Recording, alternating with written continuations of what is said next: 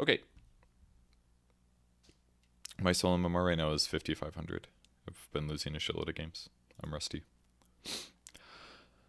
Okay, welcome to the 7.12 patch first impressions. I'm going to be just going through this for my first time and telling you guys everything I feel and think. And disclaimer, of course, is that I'm going to get some stuff wrong because this is the first impressions. I haven't read anything. I haven't read Reddit.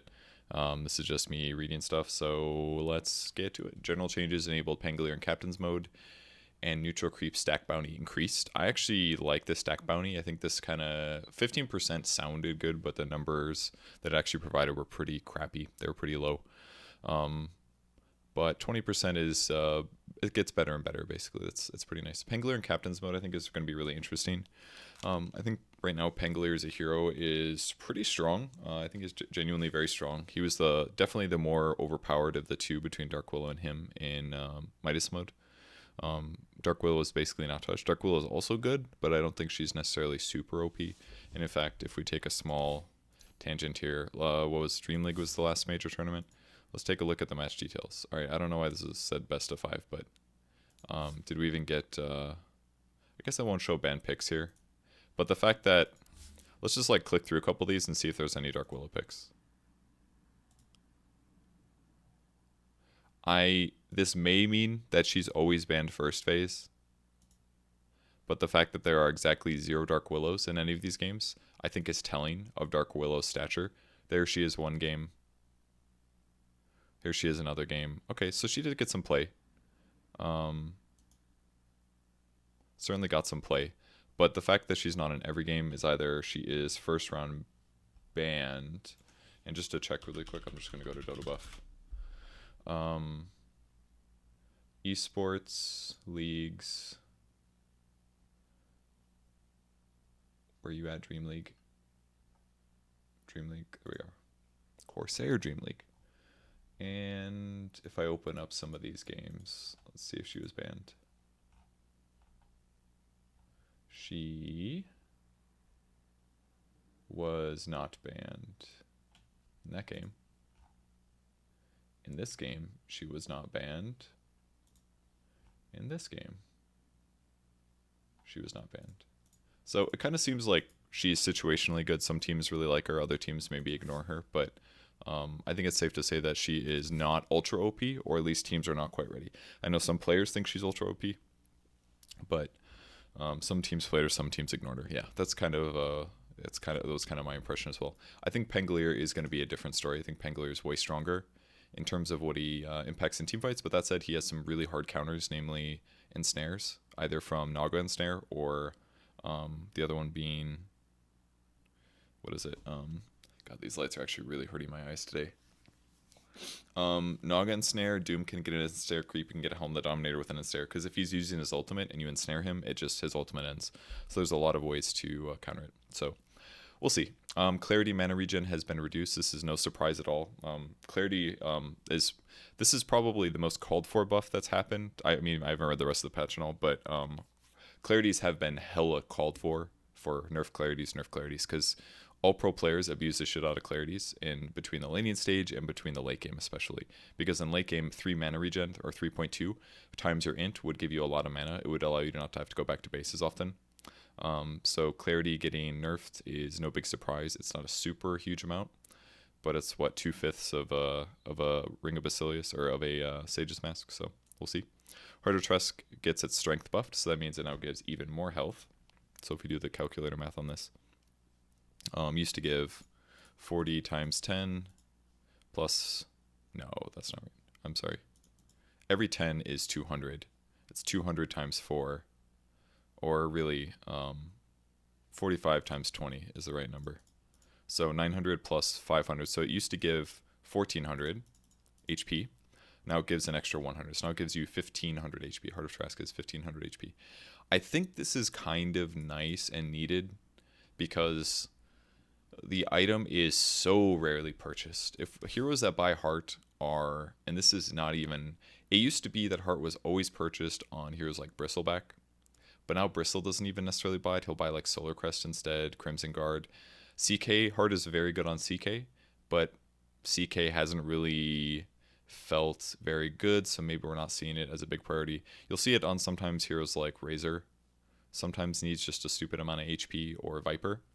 But as an item, Heart is not that amazing. The other benefit is that it giving more strength means it can more commonly be purchased as a damage item, number one. And number two, that it will give you slightly more HP regen per regen that you gain. Personally, the out-of-combat regen is good, but not very good, I guess is how I would describe it. It's kind of useful to be able to disengage and then hit full HP without needing like an urn or a spirit vessel. But if your team has an urn or a spirit vessel, you don't really need heart, is what it feels like most of the time. And a lot of times, is it worth buying a heart when you could just buy another item that does more? It doesn't feel like it, because for almost all heroes, you'd rather buy, like, a Scotty makes more sense in a lot of ways, even though it only gives you not nearly as much HP. What is this? Oh, I see. Okay. 225 plus 25, so that's 400, 500. This is 725 health. So it's literally half of what Heart gives you now in terms of HP. But it also gives you 25 agility, 25 int.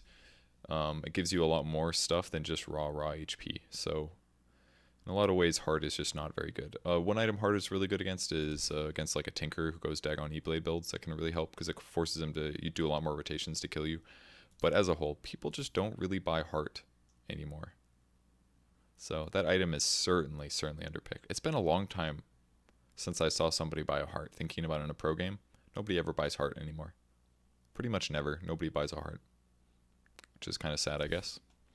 Moonshard is buffed. I think this is pretty valuable and fair. I don't think I've ever seen somebody buy a Moonshard not to eat it. Nobody ever does that. It's been kind of given up for a long time.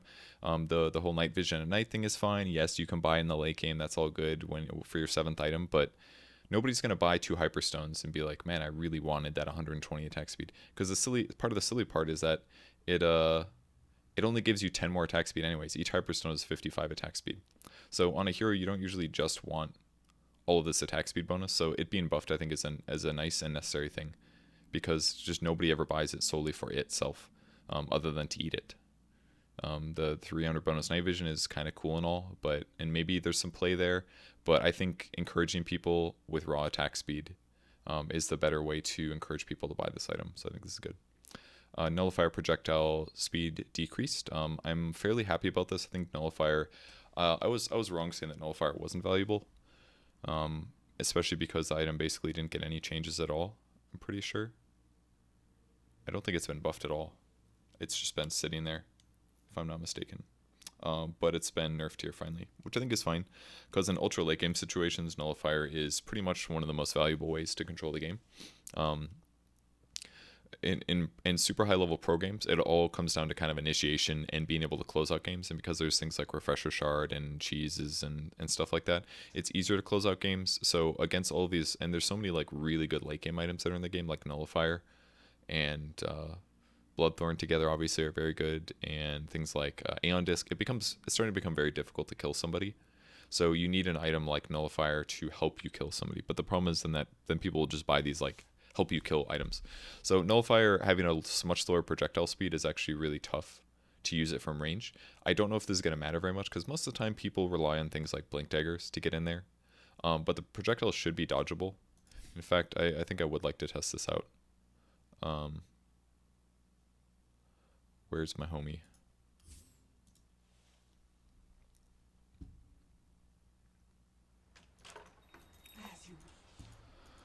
So let's put a dummy target down. Grab one of these. Put my hands on the right places on the keyboard. First I want to get... Can you rebuy this? I can't remember. For cast range. No, you can't.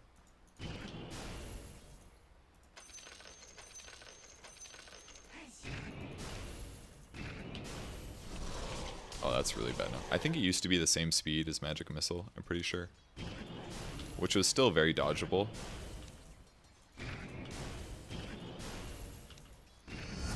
But now that it's this slow, Using it from range is very tough. So what most pro players will do is they'll just do this. They'll be like, hey, I'm initiating. And then they just gap close all the way. So using this from range is certainly a lot worse now than it used to be.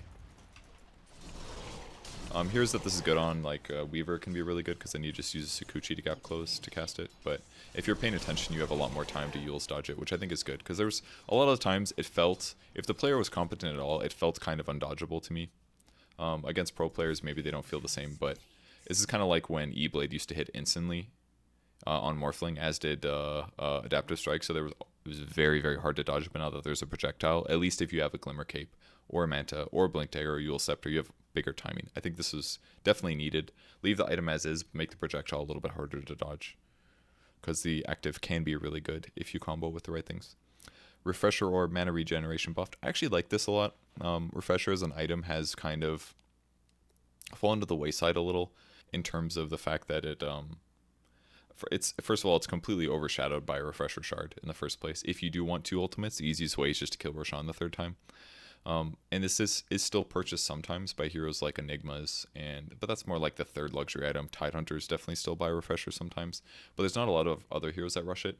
And there's so many like items in the game that give you really good mana regen for the cost. Like Yule Scepter 2.25 is really good. Lincoln's is 2.25. I think Hex is the same, 2.25.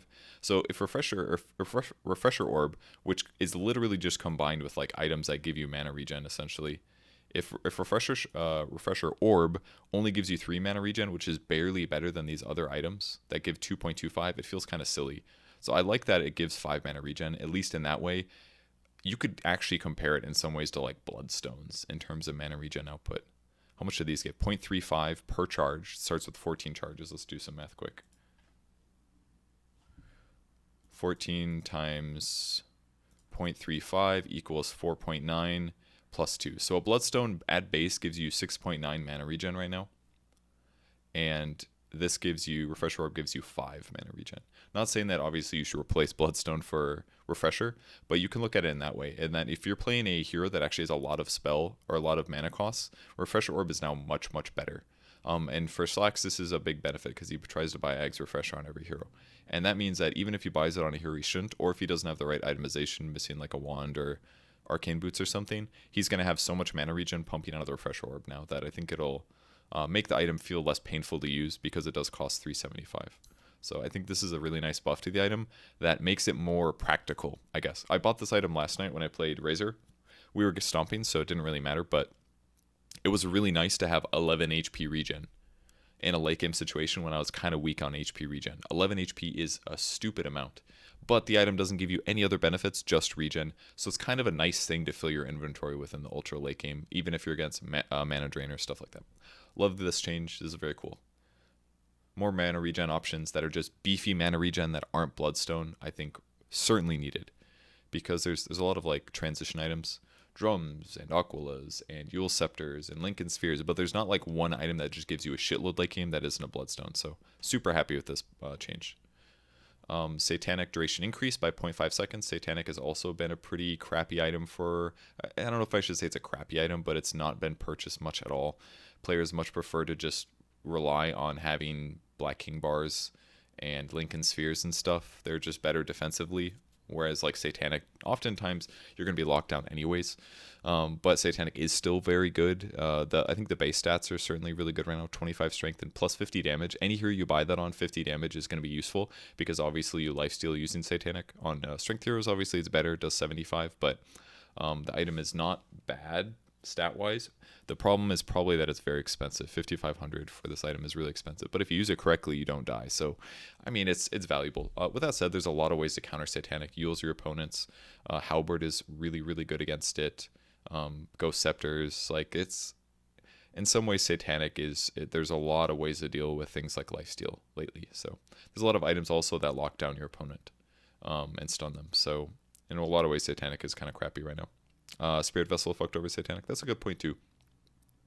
But I think it's a little bit wrong to say that. You can say that yes, it's really good against Satanic. But I think the more it's more like Spirit Vessel happens to counter it, and people are probably going to buy Spirit Vessel anyways. Therefore, there's even further against good players, or even less likely to buy Satanic. With that said, though, they can pop BKB and use Satanic, and then it's fine because they remove Spirit Vessel. But it's kind of like it's kind of a pet peeve of mine to say like that it completely counters the item, because it does when it's actively used on them. But I think it's kind of like something that I mean, I guess you weren't necessarily saying that was exactly, but it's kind of something that happens to hard counter the item when it's used against them. So it's maybe just part of the reason Satanic hasn't been popular. But there's just so many other better items. Like that's usually like your 5th or 6th utility item as in like utility, because usually by like damage, BKB, then you need utility of some kind, and usually it's like, well, I'd rather have an Abyssal Blade, or I'd rather have a Nullifier, or I'd rather have a Silver Edge than have Satanic, because then you could just kill your opponent, you know? So it's a little bit hard to balance that out. Break duration decreased by 1 second, and the cooldown has been reduced. So I think this is okay. I would argue that when you break your opponent, usually you kill them in those short periods of times anyways. And the times that you don't, it's okay to have that decrease. Like, I think this is overall a buff to Silver Edge, in my opinion, because you're either going to kill that guy in the first like 3 seconds usually, or you break them and nobody follows up, and you're like, well, I broke him, so the extra second doesn't really matter that much. And then reducing the cooldown out to 22 seconds makes the item better in terms of ganking. So let's check the Shadow Blade timer, unless we see that change later. But 28 seconds versus 22, and that lasts for 14. So that means you should have 8 seconds of downtime. So this is becoming pretty good, whereas this item is half time. So you're invis for half the time. And this one is 14 seconds with 8 seconds downtime. So that's like, what, more than, it's like 60% or something. You're invisible for at least, no, because it's 14 out of 22. Which is basically 66%, a little bit less. Yeah, a little bit less than 66%. So pretty good. In terms of ganking, very, very good for ganking heroes to buy Silver Edge now, just to lower the cooldown by 6 seconds. So I think it's the first time that I think we've got a Silver Edge buff, in my opinion, buff in a long time. But I think it's a nice adjustment. Helps to, like, I think having things like lower cooldown on Silver Edge is nice to make stuff happen on the map a little bit more, I guess. But I know Silver Edge is pretty annoying to play against for a lot of players, so who knows. Skull Basher bash duration goes up by 0.1 seconds, and Abyssal Blade as well. Thinking about this now, I feel like we almost never see Abyssal Blades lately. It's not super common. It's not like everyone always buys Abyssal Blade. It's like, why wouldn't I just get a Nullifier, you know? Like, rather than stunning them reliably, but again, this item's really expensive, they could just buy a Nullifier and get 65 damage. I think that's the thing that made Abyssal Blade really out of favor, especially, is that the damage is not good.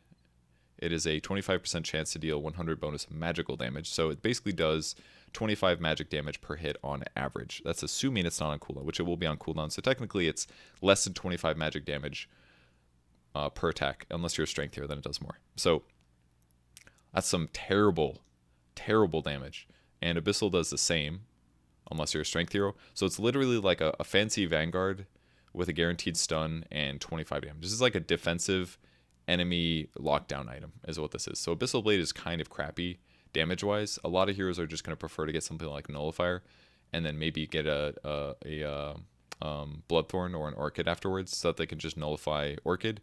The OD Pixel branded this the Son of Doom build, and that's far better than an Abyssal Blade in a lot of cases. Unless you have like some ally on your team, or obviously these don't work through BKB targets, but Abyssal is just not very popular right now, so a slight buff here is probably warranted for sure. Spirit Vessel enemy current health base damage changed from 3% direct HP modification to 4.5% magical. I'm confused.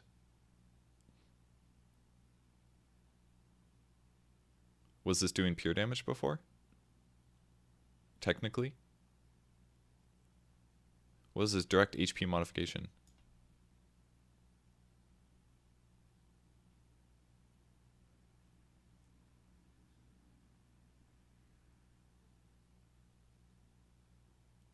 It was doing pure before, really?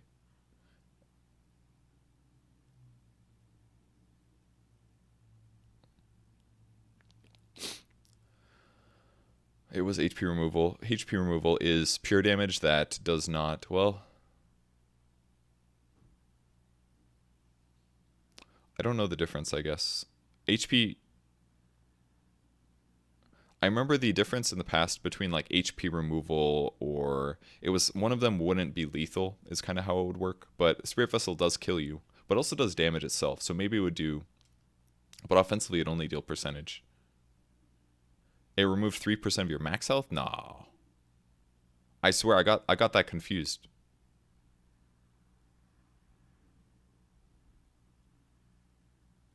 If you're bored, just too bad, dude. Welcome. Necrophos Aura. I mean, I don't know. I'm not exactly sure what direct HP modification is, but my previous understanding was that it would deal pure damage, and that, or I'm sorry, was it pure? I thought it did magical. Myself.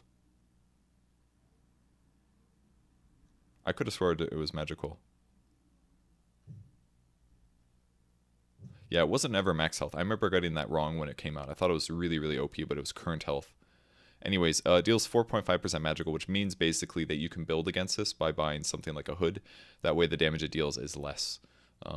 It's very similar to like Arctic Burn on Winter Wyvern. They up the damage so it dealt magic, but then you could counter it by buying magic resistance, for example. The basic Urn has been magic for a while, for at least like 6 months or something, if not longer. Urn originally was pure damage for the longest time, but it was changed to magical, which in some ways is bad, but in other ways is good. If you have like Spell Amp or magic resistance reduction on your opponents, then an Urn is better. So, okay. We haven't even gotten to heroes yet, so asking about Slark is probably not the good plan. But I don't know. It's possible that there was like a bug. There's probably going to be like a Reddit thread or something that explains this one and does math, but reduces health by 4.5% of current health per second. It reduces HP regen and healing by 70, deals 20 damage per second. So it's possible that the percentage-based damage that it dealt would not kill, and that's why it was direct HP modification and not something like pure damage.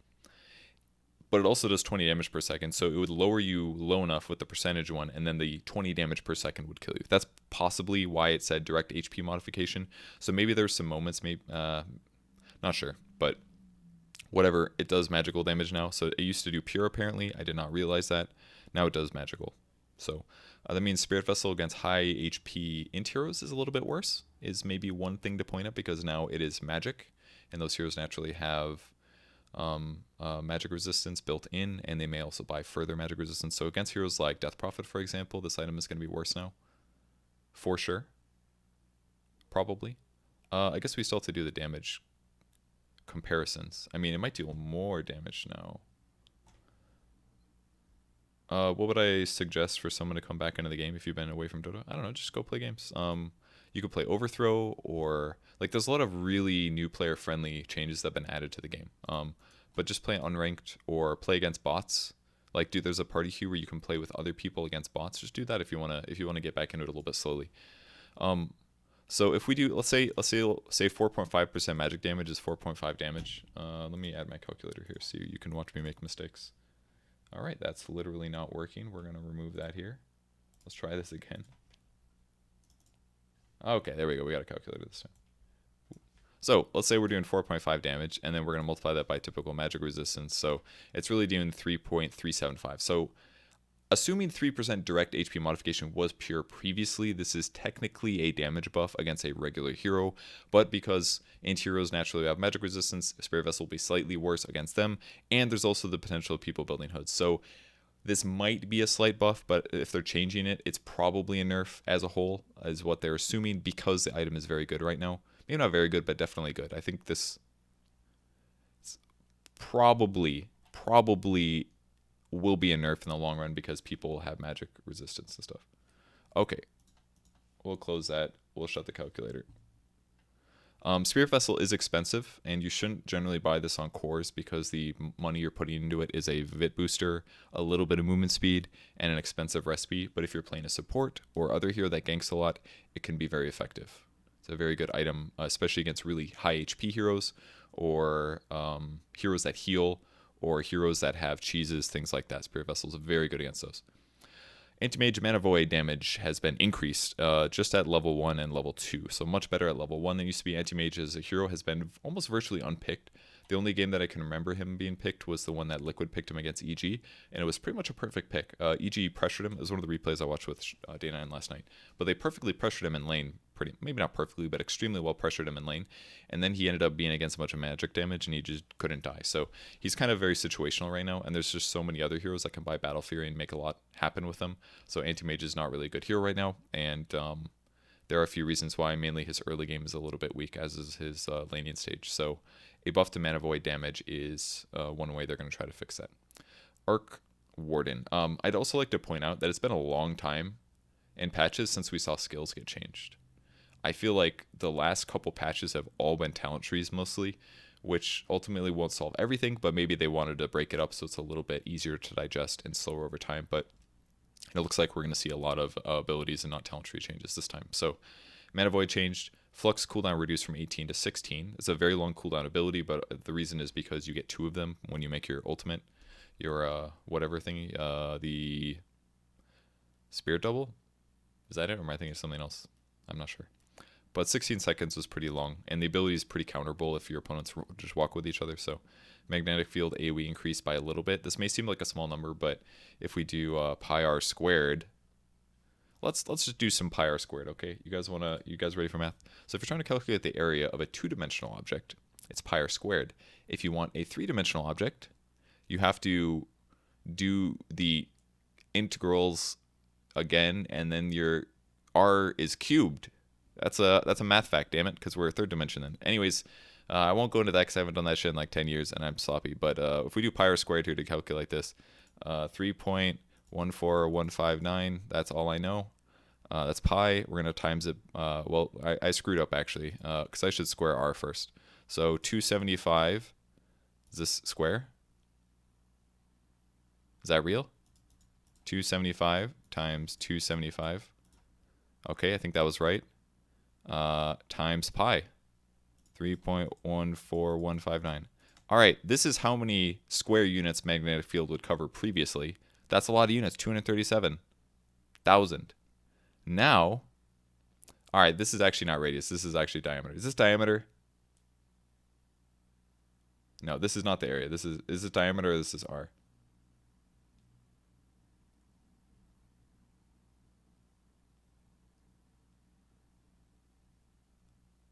I think what this means is diameter, right?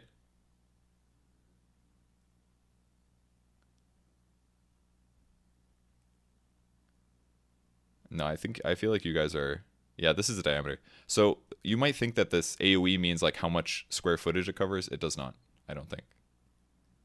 This is usually, what they usually do is, this is the diameter, and they just don't say diameter. Sometimes they say radius. Sometimes they say diameter. Anyways, so because it's diameter, we have to have it.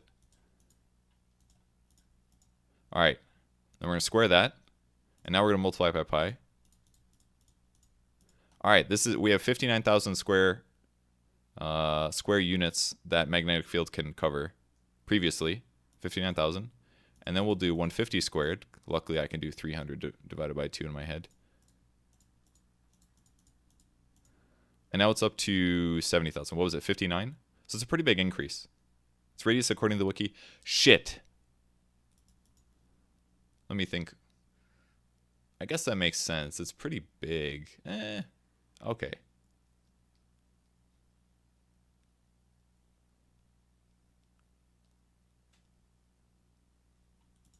Well, let's do the other one too. 237.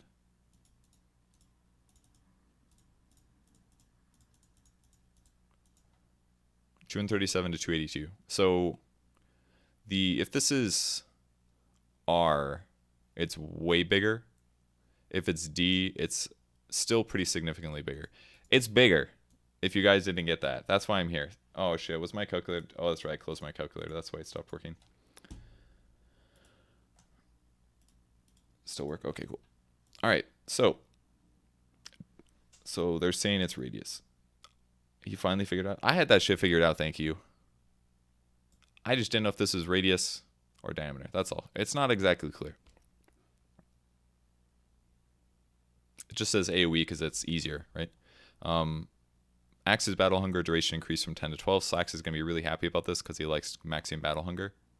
He doesn't even get like call or ulti or anything. But that's a pretty big difference. I mean, level 1, this is becoming an amazing skill. It's very similar now to like Shadow Word. In fact, it's very similar. So it does 160, obviously, for 16 times 10. That's how much damage it does at level 1.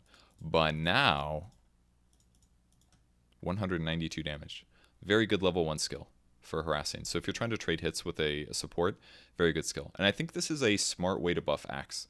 Because if you think about Axe as an offlane hero, he's very slow, and dual lanes are the thing right now. So you need to make Axe viable as a dual laner. And one way to do that is to allow him to trade better with opponents. If he's fighting a support one-on-one and it's like a ranged hero or a tanky melee hero, Axe is not going to trade very well because his armor is crappy, his movement speed is low, and he has to spin to even do damage. And it's like a 1 out of 5 hits, he will spin for 75 pure. So if you can instead just get Battle Hunger and then just battle the supports, you can deal a crap load of damage by casting Battle Hunger once every 20 seconds. So it's pretty long cooldown, obviously, but if you can use it to trade 2 tangos against your opponents, that's pretty good. It's pretty useful.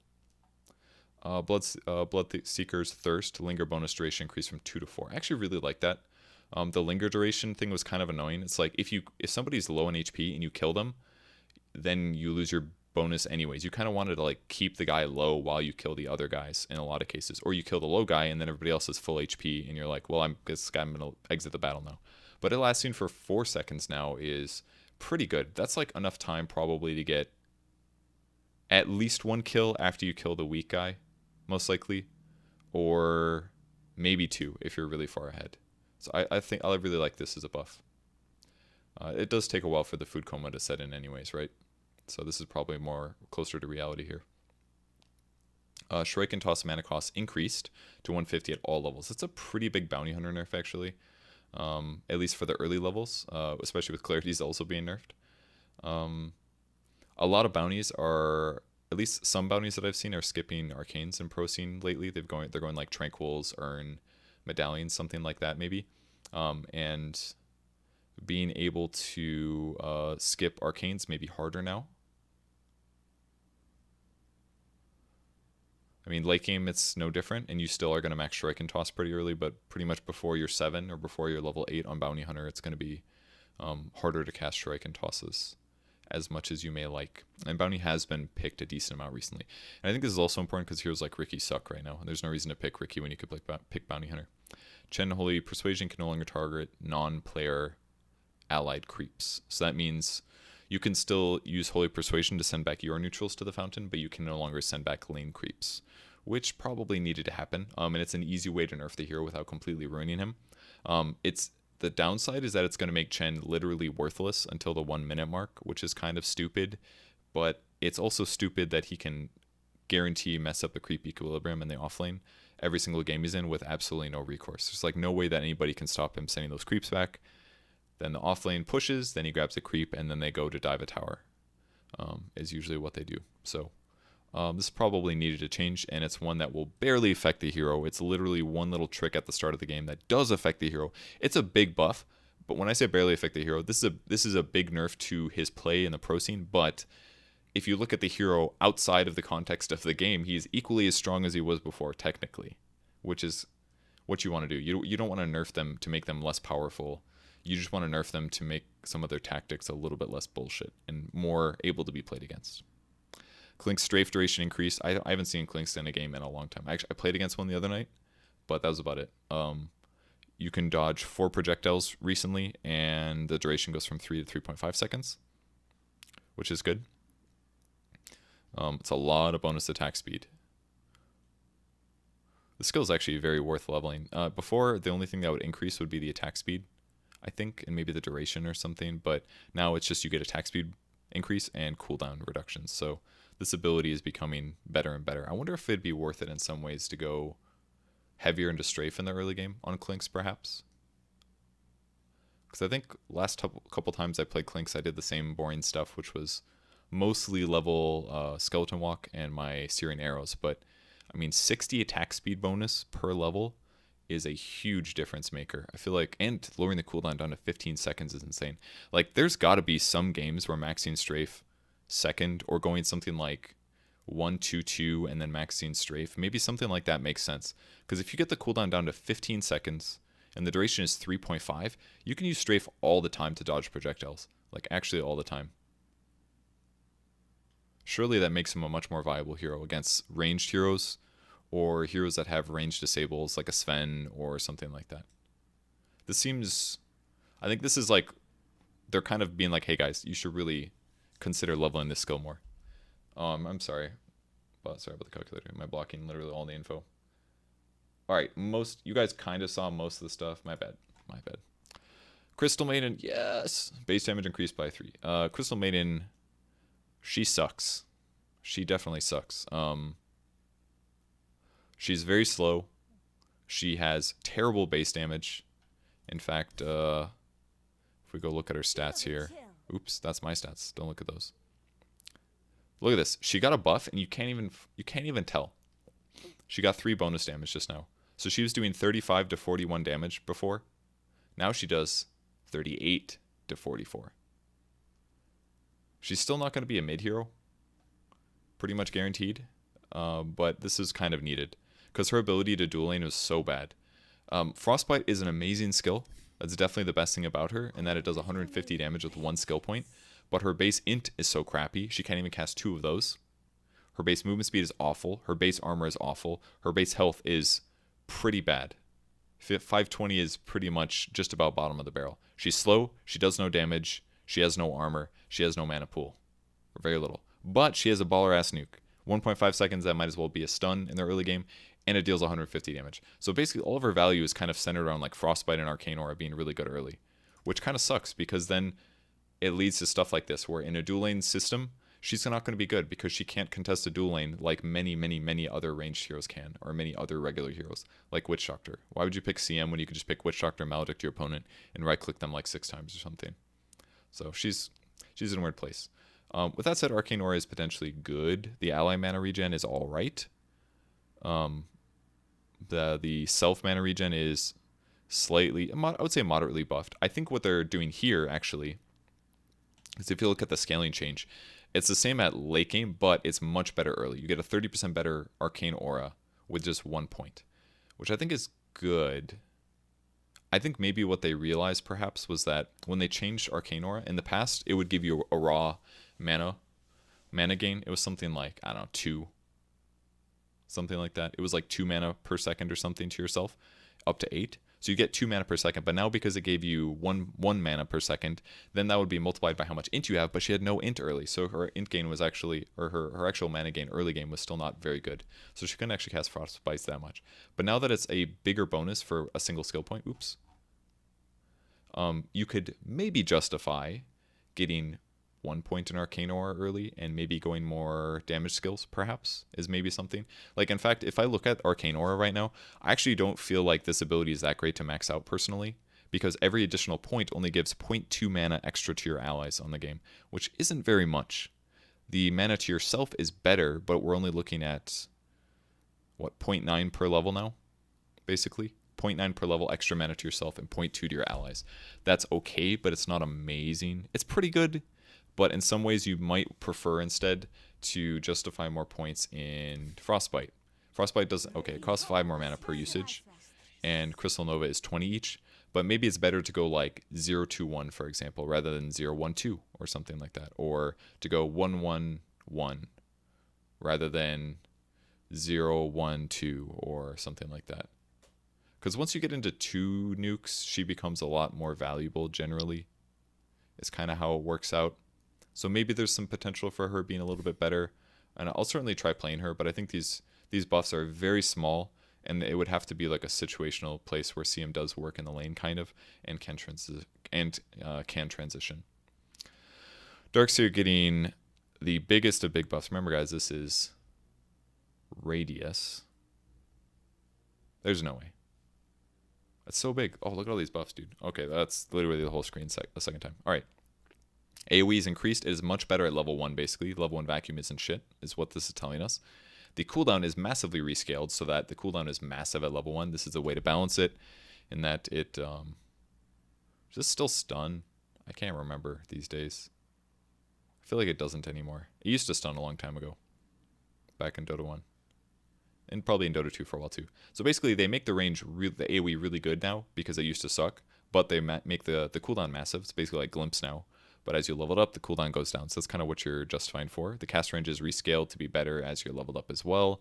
The pull duration is less, so basically it doesn't pseudo stun you as long until you get to level 4. And then the damage is rescaled to be even worse at level 1. So basically, they're making it far worse at level 1 for the stats and the benefit of pull duration, damage it deals, and is that it? Cast range. But it's actually usable as a vacuum. It's pretty much like an ability now that you're like, hey, this might be worth me getting 1 point early.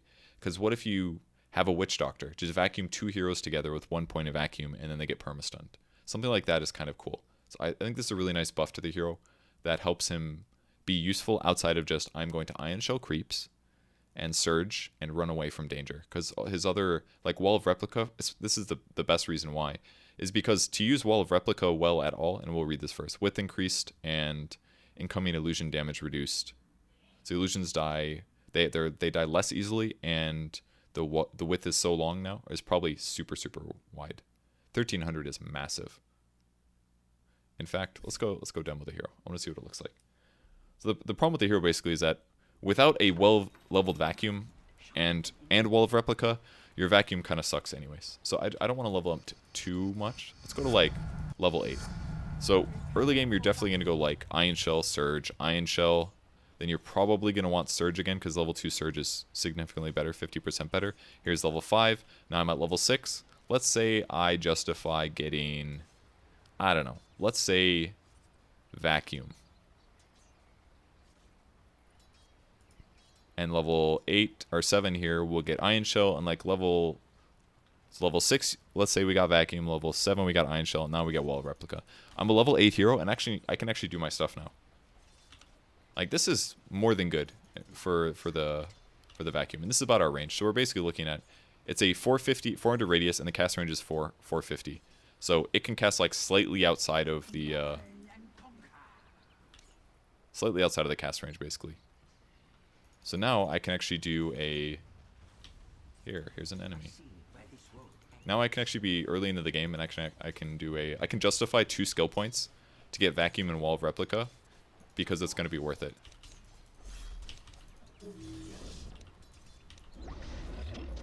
Okay, I didn't cancel my animations. That was literally shit.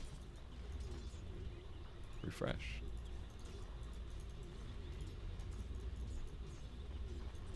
And thus is our issue. I think these all count as the same hero, so I only got 1 illusion. I think that's what just happened. Yeah. So once this thing dies, then so that's all. But like 2 skill points, and does this even do damage anymore? Literally doesn't do damage. It just slows people 75% for 0.5 seconds. But either way, and the nice thing is that like the cooldown doesn't even matter that much because most of the time you're going to use it based on your Wall of Replica. But I think this is a nice buff to the hero that could potentially make him viable. Because previously you would never even think about casting Vacuum unless you really needed it until you had like 2 or 3 points. So you'd feel like I need like 3 to 4 points to make Vacuum good at all and 1 point of my ulti. So it just sucked. Okay, Dark Willow. Big nerfs. Terrorize cast time increased to... I really wish they would fix this. By 0.2 seconds. That's the ultimate that makes people run away in fear. This means you can still cancel it. In fact, there's like a longer period that you can cancel it, but that's not necessarily a good thing. So I think this ability is at times the most abusable. Making it harder to land the skill shot where you want it to be is a nerf to the hero. And Bedlam cooldown increasing at the late game, basically. The level 1 Bedlam's not too bad. It does 60 damage per hit. So it does, and it attacks 4 times per second, so still a lot of damage, 240. But the level 2 Bedlam is way better. That does 280 for 560 damage per second instead of 240. It's a shitload of damage. And then the very late game one is also very good, but longer cooldowns basically. She's going to have even harder trouble pushing lanes now, because Bedlam is usually the only way that you can do it well. It's cast Bedlam and standing creeps, so harder time to push lanes. Maybe a little bit worse as a core, but as a whole, probably still about as good. Dazzle getting buffs. I think this needed to happen. Dazzle is pretty shit right now as a whole. There's a lot of items to kill heroes with, and there's a lot of items that heroes can buy to keep themselves alive, like Aeon Disc. They don't even need a Dazzle anymore. And there's a lot of things like Spirit Vessel that are commonly purchased that guarantee you're going to die after grave anyways, and Dazzle's heals just don't work on people as well as they used to. So buffing Poison Touch is at least a start. I don't think this is an amazing one because the skill is... It's really hard to justify leveling this up early because the cooldown is just still super long per level, but I guess the target increase is kind of nice and the damage per second increase is kind of nice, but how much damage does this even do? Before it did 40 times 7 guaranteed. I'm sorry, is duration the same as, yeah. So 40 times 7, it would do a guaranteed 280 physical damage before. You could refresh it with any attack, and now it does 52 times 7. So it went from 280 damage to 364 physical. It's okay. It's pretty good. And ultimately, it's definitely more damage. I guess the cast range is pretty sick on this ability. I don't know. Maybe there's some potential for playing Dazzle more as like a supporting, like a fighting hero. Like the cast range. I didn't realize the cast range still scaled well. I remember when they made that buff to the previous Poison Touch, which was slightly different as an ability. But the fact that it's there and it scales so highly, this makes me feel like getting Poison Touch maxed out is really justifiable in some cases. Shadow Wave is really, really good to max right now at all points. 6-second cooldown, mana cost barely goes up. You can push waves with this and farm. Helps keep your allies alive. But maxing Poison Touch, I don't know, 900 range on a cast?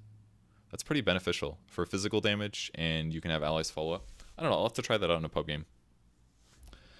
Calculator on the other side of the screen. It's probably a good idea, huh? Oop. Huh, I'll have to try that out. Or maybe like you max it equally with your heal, or maybe you go like 2-2-2 or something to get a little bit more. I could see justifying like a second point of grave early, or maybe just leaving grave at 1 for a while, or maybe you still just get an Aether Lens to have even more cast range, because if you're throwing out Poison Touches from that kind of range, and you can nuke almost an entire creep wave, basically you can kill a whole creep wave between 1 Poison Touch and 1 Shadow Wave, the whole creep wave will die. Because it does hit up to 7 targets. So I could see that being semi-beneficial. Something like that would be kind of fun to play around with. I'll try it out. Maybe there is some potential in Dazzle. With that said, though, it's still just a slow, and it's only 20%. And Dazzle still doesn't have any lockdown, and Dazzle does not scale late game super, super well because you can't lock down opponents. You can just defend people that get gone on. And sometimes that's kind of hard to make work effectively. But Dazzle with like TB could be potentially good. Also, A is really strong right now. So A against Dazzle is kind of hard. Even though you can grave right when the Ice Blast is about to kill them. That's one solution against it. Try to outlast the Ice Blast damage. But the duration is 8 to 10 seconds. I guess early game, 5 seconds of that 8 is a huge amount. If you get Ags on A, like Dazzle doesn't really matter anymore, but... Well, let's mess up the tab. Knew that was coming. Death Prophet. Spirit Siphon charge restore time increase. So Death Prophet has been one of the big heroes. I think she's pretty safe to say she's a tier 1 core right now. She's not often banned in first phase, but she's almost always picked in first phase.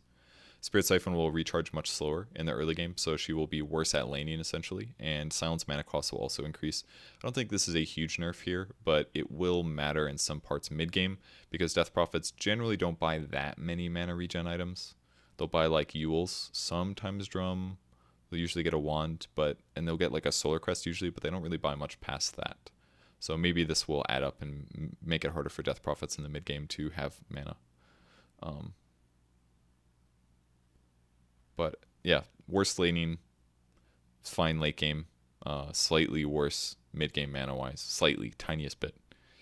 Disruptor has been extremely popular in the pro scene as a support. Static Storm no longer lingers on your hero for 0.5 seconds after walking away from the AoE. It already ends immediately once the spell is over. Okay, so this is basically this. I actually really like this because I feel like I've encountered this as well. You'll get static stormed, or you'll try to cast on somebody that's in a static storm, and you'll be a little too close to the storm, and you'll get silenced, and then you'll walk back and be like, "Am I still in it?" And you'll turn to cast, and then you won't be able to cast because you're silenced, and you'll accidentally walk deeper into it again. So if you just walk out of the storm, you won't be silenced anymore. I think that's a really nice change, and probably it's basically like a quality of life change that should have been there the whole time, but because Disruptor is so good, they're looking for a way to nerf the hero, and it's better to clean up bugs essentially or shitty features than it is to nerf the hero, basically. With that said, Kinetic Field will be supremely nerfed. 19-second cooldown on level 1 Kinetic Field, which means that dual laning against this hero means you should be able to pressure more often and get away and out of danger. But in the late game, Disruptor is still going to be as good. So just a big nerf to Kinetic Field. So now your first skill, I think, is a 13-second cooldown. 12 it scales. 12-second cooldown, 60-second cooldown, 19-second cooldown. Very long cooldowns on this hero right now. And he no longer has a cooldown perk. Drow Ranger Precision Aura, is this going to mess me up? Yep. Drow Ranger Precision Aura damage bonus increased. So this is a 2% per level, basically. 10% bonus per level. It still is going to suck at level 1, but each subsequent level is going to be better. I played a lot of Drow this week, and maybe one of the interesting things... There's a couple interesting things. First of all, the trends I thought were very, very... okay, this is just... there must be like a new week or something. I wonder if these are mine. Because this is obviously new data. The pick percent and the win percent is too binary or whatever. So this one's kind of irrelevant. But I actually really liked the Gustus and Knockback perk. I see that this has a much bigger... Yeah, these numbers are way too round to be a high amount of data. Like, for sure, these are bad. This is a limited pool. So maybe these numbers aren't good, but I looked at them like 2 days ago and they were better.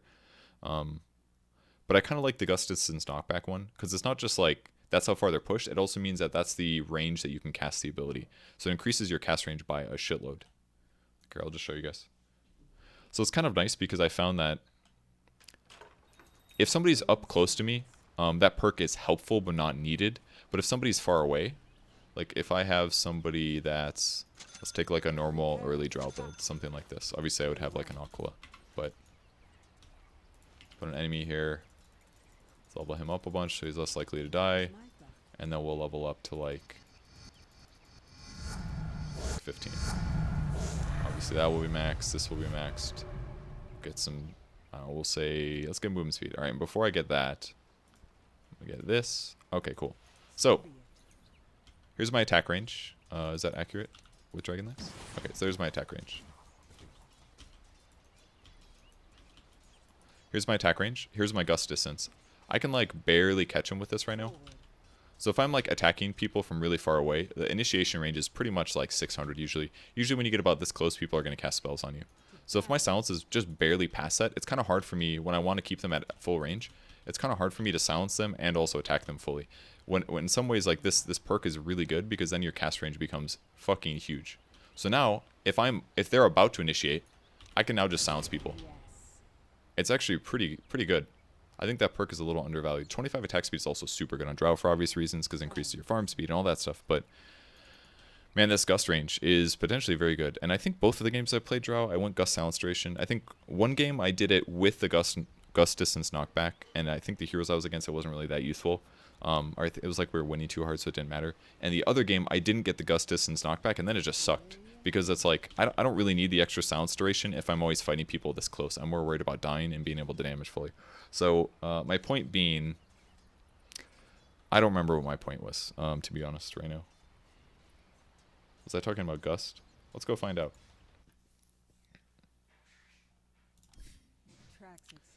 I was just waxing and waning about Drow because I've been playing her a lot. But basically, I think this perk is potentially good, is what I was trying to say. Potentially good in the right circumstances. I think Drow might be able to fight more.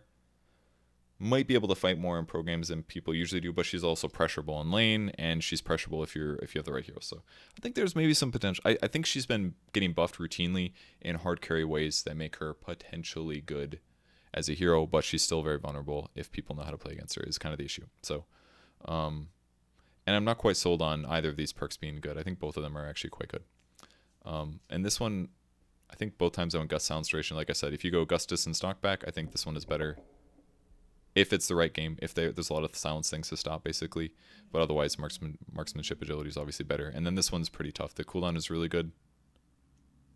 But 20% precision aura damage is not bad. It's technically slightly worse now, I guess, because your hero naturally has an extra 6% than you used to. But if you buy a lot of agility items, that one's super, super good. Alright, probably just talked about Drow Ranger longer than I should have, but my bad. Should have made a Drow Ranger replay commentary, I guess. Elder Titan Echo Stomp. Initial stun duration reduced. So, what this means, I believe, is that... So as you level it up, the wake up damage threshold goes up.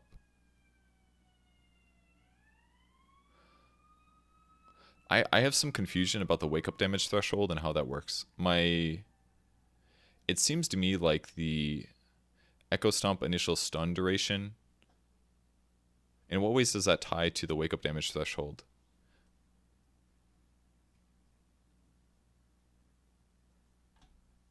Let's I don't know, let's see if we can test something out.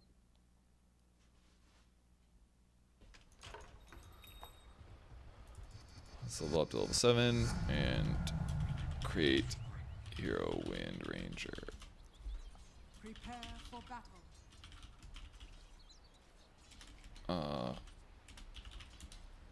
Okay, I just typed the wrong name. And then we get an enemy, and we're gonna level him up a shitload. We're gonna give him like a heart or something.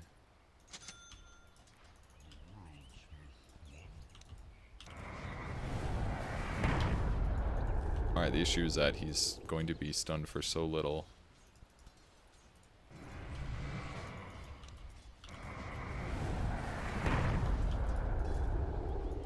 So he literally can't... I don't know. What if she gets... I basically would have to time this.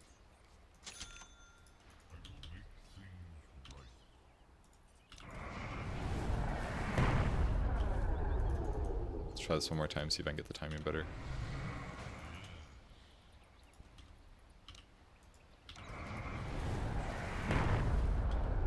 Huh. So, I'll just try like one more time. If I can time this so that she attacks at the same time, you know what I should do is give her a shitload of attack speed. That way it's easier to time. Because then she won't have as much of a swing. Now if she attacks, she just goes.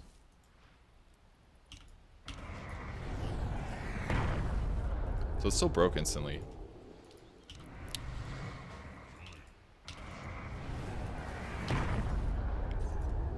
I'll test one more time.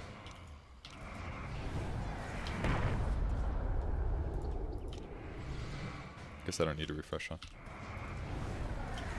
Oops.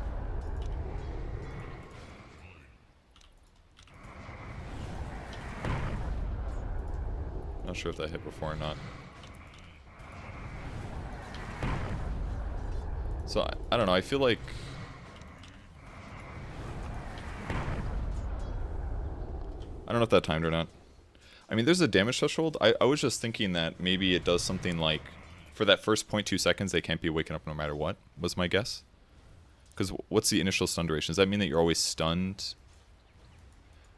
Because if this means what it kind of implies, is that it has an initial stun duration. If that's stun, so like every time if you cast Echo Stomp on somebody, if they're stunned for 0.8 seconds, that means that regardless of the damage threshold being hit, they still won't wake up. They'll still be stunned technically. It's like that. They'll be applied a stun and a sleep. So it can still mini-stun and all, but it should mean that in the first 0.2 seconds, which I guess we'd have to like slow down the game to test this, I guess, because it's kind of hard to know the timing for sure. See, like right there, did that one work? The stomp hit, he slept, and the attack still hit, but he didn't wake up. I think that one is pretty close. Attack too many times. Axe does have status resistance, yes. I guess he has quite a bit, so maybe it'd be better if I did this and reduced it by 7. Just gave him a bunch of these, sure.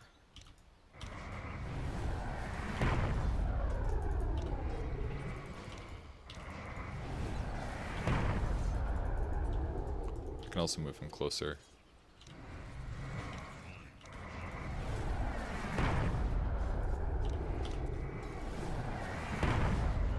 I don't know, it's hard to test. So what I'm trying to test is that if I break the damage threshold in that 0.2 second window, is it going to break his stun or not, or sleep? I guess if anything, I guess what I'm kind of testing is kind of stupid anyways, because even if I break the threshold, he'll still be stunned for those 0.2 seconds and he'll wake up immediately afterwards. So I'd basically have to be able to visually see if in that 0.2 seconds, is he attacked after the stun hits and is he still disabled? But he'll wake up afterwards anyways. So basically means that if you're taking the damage, my assumption is if you're taking the damage threshold, no matter what, it's not going to be a 0.8 second stun. We're talking about a 0.2 second stun. So it's harder to use Elder Titan in a way that will still be disrupting fights regardless of your team not caring that he's using Echo Stomp. It's not used as a setup. It's used sometimes as a setup, of course, but it's also used as I'm going to just stun their whole team for 0.8 seconds in an AoE is one of the ways that he's good. So now it's going to require more setup, basically. So I guess what I was testing was kind of irrelevant and difficult to tell. Yeah, it's not 2.2 seconds against strength heroes. I mean, I spawned an axe. I could have spawned a different hero, but the heart gave him 7% status resistance. But we're still talking about like a fraction of a fraction. But either way, it's not a lot of time. So yeah, probably not worth testing. But either way, I feel like I learned stuff. Ember Spirit base armor increased by 1. This hero has been barely played recently. He definitely needed some base armor. He had 1.7 before. He was just way too easy to harass in lane. There's a lot of heroes that just kind of beat him all the time, in my opinion. So I think this was kind of needed as a buff. And even like late game, he has really bad agility gain, 1.8. So late game, his armor isn't that much better. He doesn't buy agility items usually, so he's just not a very good hero. Enchantress, untouchable slow rescaled to be much worse at level 1. So level 1 you can zone her better. She has been, I feel like she's a hero that gets banned a lot in like second phase against some pro teams. And as an offlaner, she's just kind of annoying to play against. Jeez. Enchant level 1 has been hella nerfed. That's like, well, I knew that was coming. That is a huge nerf to the hero. At level 1. So basically, like, support Enchantress is not good right now. I mean, in a lot of ways, she did kind of fulfill a very similar role as Chen, but this is a massive nerf. You can use it once every minute, and you can't keep the same creep with level 1 Enchant anymore. You need level 2 Enchant to guarantee that. So, Enchant as a support is much worse than she used to be.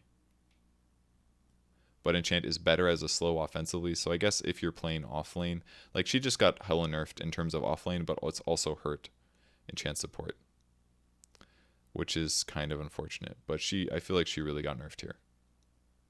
Can't keep a permanent creep. It's much better as a slow. I mean, look at this cooldown. It's actually insane. 55 down to 10 by. With that said, you could argue that Enchant support should just max Enchant now. Is maybe one thing, and that Enchant becomes it's better as a slow early on, and it's better as a slow late game slightly. I mean, it's a big slow. 55% movement speed slow for 6 seconds on a 10-second cooldown. Like I would argue that Enchant supports. I think I argued this before, but I didn't bother to try Enchant support. But I don't think Enchant support, they should get like 2 untouchable if possible to leave it low, and then just like max Enchant. Because this slow uptime is insane. And you're still, and like once you get Enchant maxed out, so that's the trade-off. She's worse early, but her disable in the mid game is really high. Slow-wise, her slow disable is huge. 6 out of 10 seconds is like incredible for 55% slow.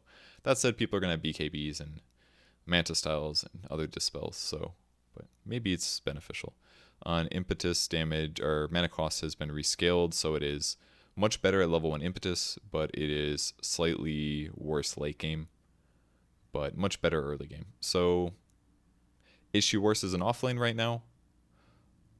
Slightly at level 1, I think is the way to describe it. Because I don't even think Enchantress offlanes would get enchant anyways. They just didn't care. They're like, I'd rather have more heal or more untouchable than have enchant at all, which was surprising to me. I thought it'd be worthwhile to grab a creep sometimes, but I guess with 1 point, it's going to be much worse. Even if they did do that, it's going to be much worse to even grab 1 enchant to be the annoying offlane hero. But level 1 enchant, far worse at contesting heroes. 20 attack speed is not that much of a difference, especially for a hero that's semi-farmed.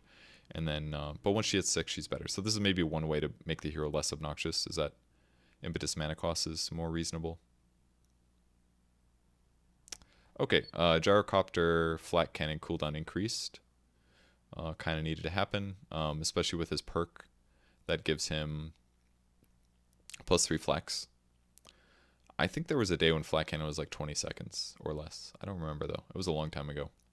Homing missile hits to destroy reduced to 3 at all levels now, which is probably fair. 4 at late game situations is really hard to deal with.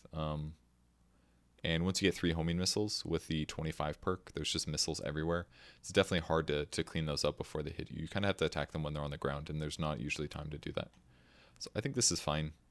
It's also going to help you know whether or not you can kill them, because before, like, sometimes you'd be like, oh, I'll kill the missile. You start attacking the missile, and it's got 4 hits, and you're like, oh, there's no way I'm going to make it, and I just wasted time.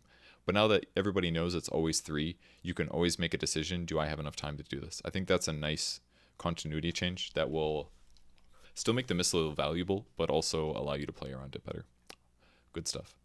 All right, IO base damage reduced by 4. Tether now sets your movement speed to match the tethered target speed. That's a nice buff. I saw somebody in chat say that IO was buffed. Tether no longer has a duration.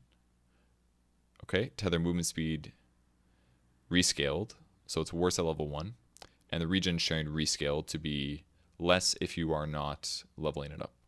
And relocate cooldown has increased by 10 seconds at all levels. So, interesting thing about this, the base damage was reduced probably for a good reason.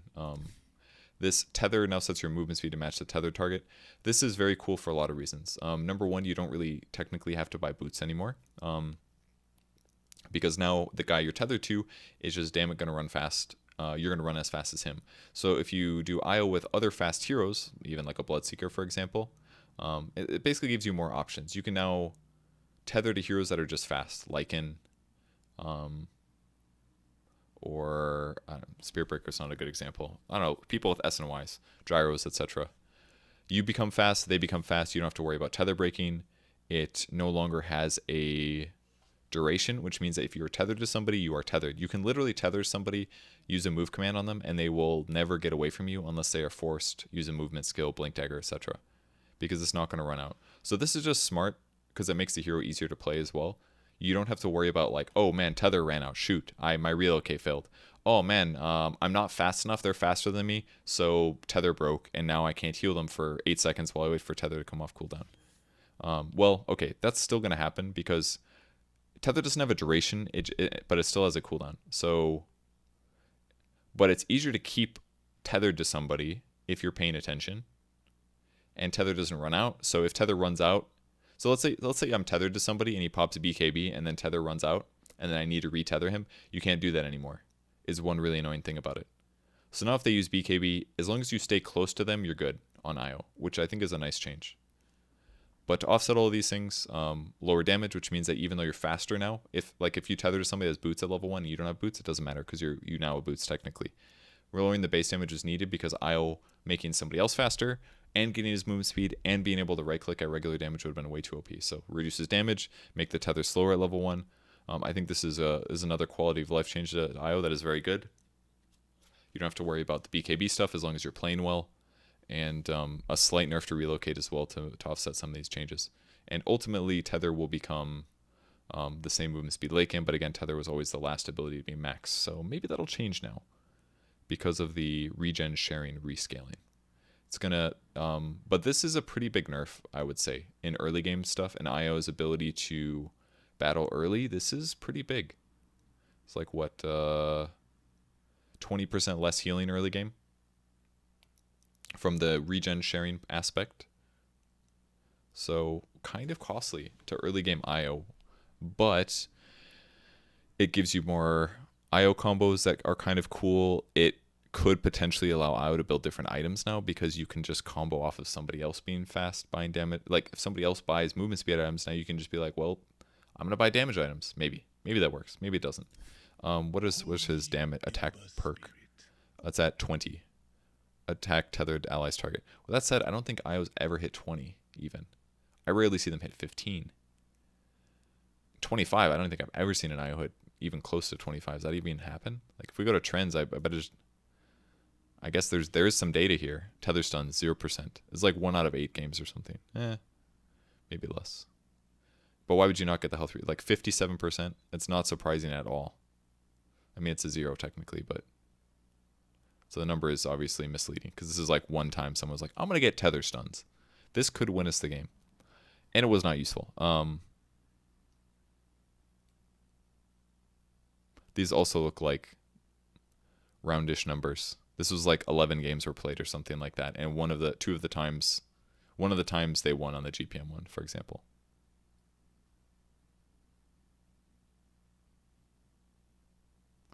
Huh. But yeah, 50 health regen is insane because you'd be healing that to your ally.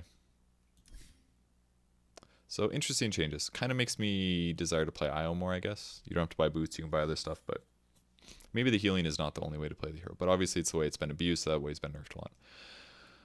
Leshrac has 4 legs, thus his movement speed has been increased by 5. Lightning Storm damage rescaled, does a lot more damage at level 1. It was nerfed for a while. 80 damage level 1 is a regular skill now, and but to compensate, they've reduced the slow a lot. I think this is for the best, because even getting 1 point in Lightning Storm early felt bad, because it's like it does bad damage, but it slows them a decent amount, but it jumps weak, and the cast point is reduced, so it doesn't take as long to cast it. I think it's fine.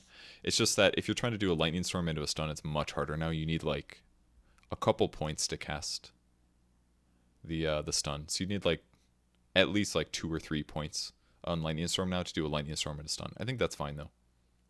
The damage scaling is atrocious now, but the slow duration goes up, the jumps go up.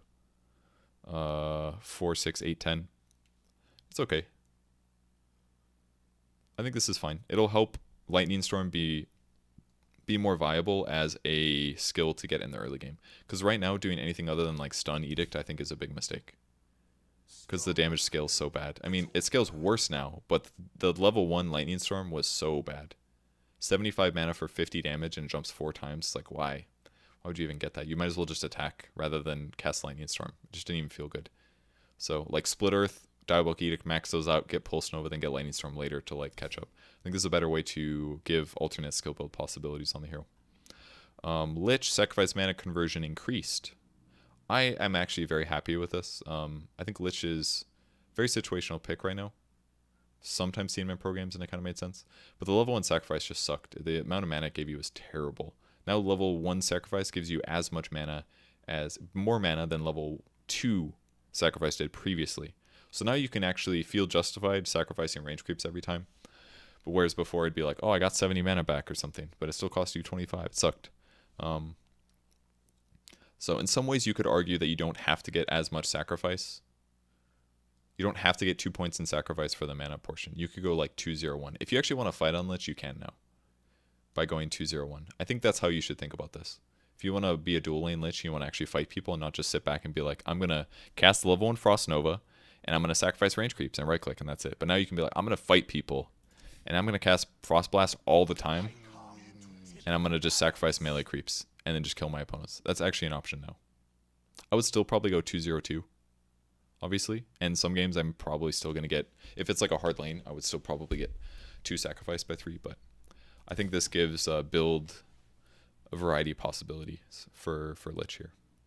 And Ice Armor is still hella nerfed from what it was before.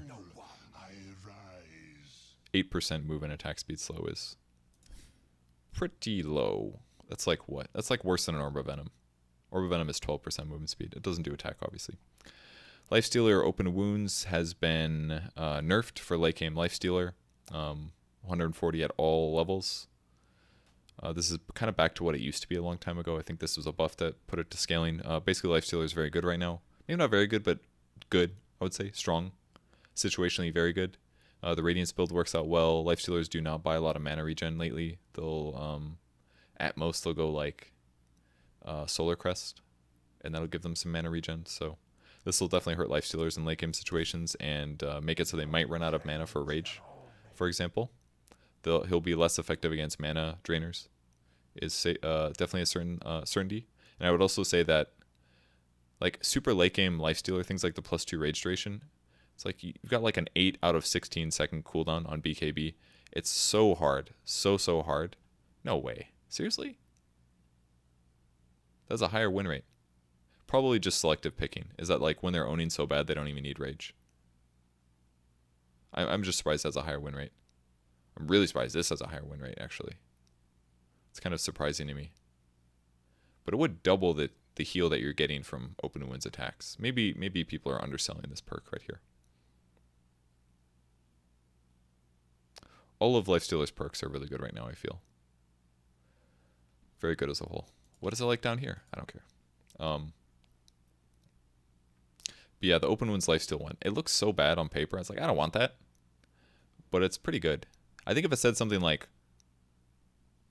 double Open Wounds Lifesteal heal amount or something, it may seem more appealing, perhaps. But who knows? And that's not just him, actually. It's also his team. If you Open Wound somebody and your allies attack that person, they also get healed.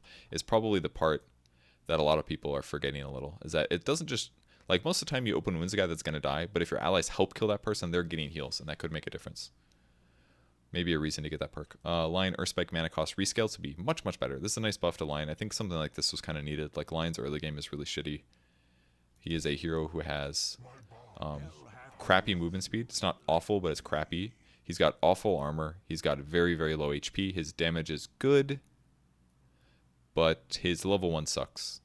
Earthspike has been buffed damage-wise, and stun duration does 1.4 seconds stun. That's pretty good. It being 70 mana is now becoming very good. You can actually cast this a lot to be competitive as a dual lane hero. Obviously, Hex is great and all, but if you're in a dual lane, you do not want to spam Hex often, and you usually use it as like a I'm going to chain stun you till you die thing.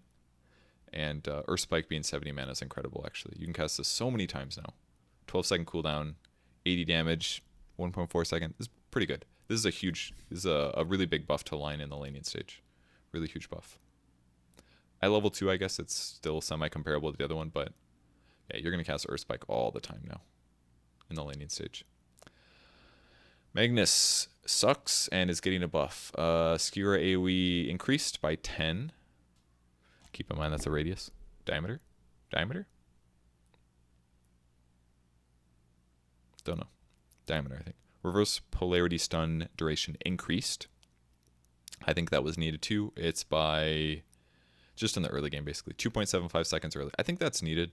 It does 50 damage for God's sake. It's like nothing.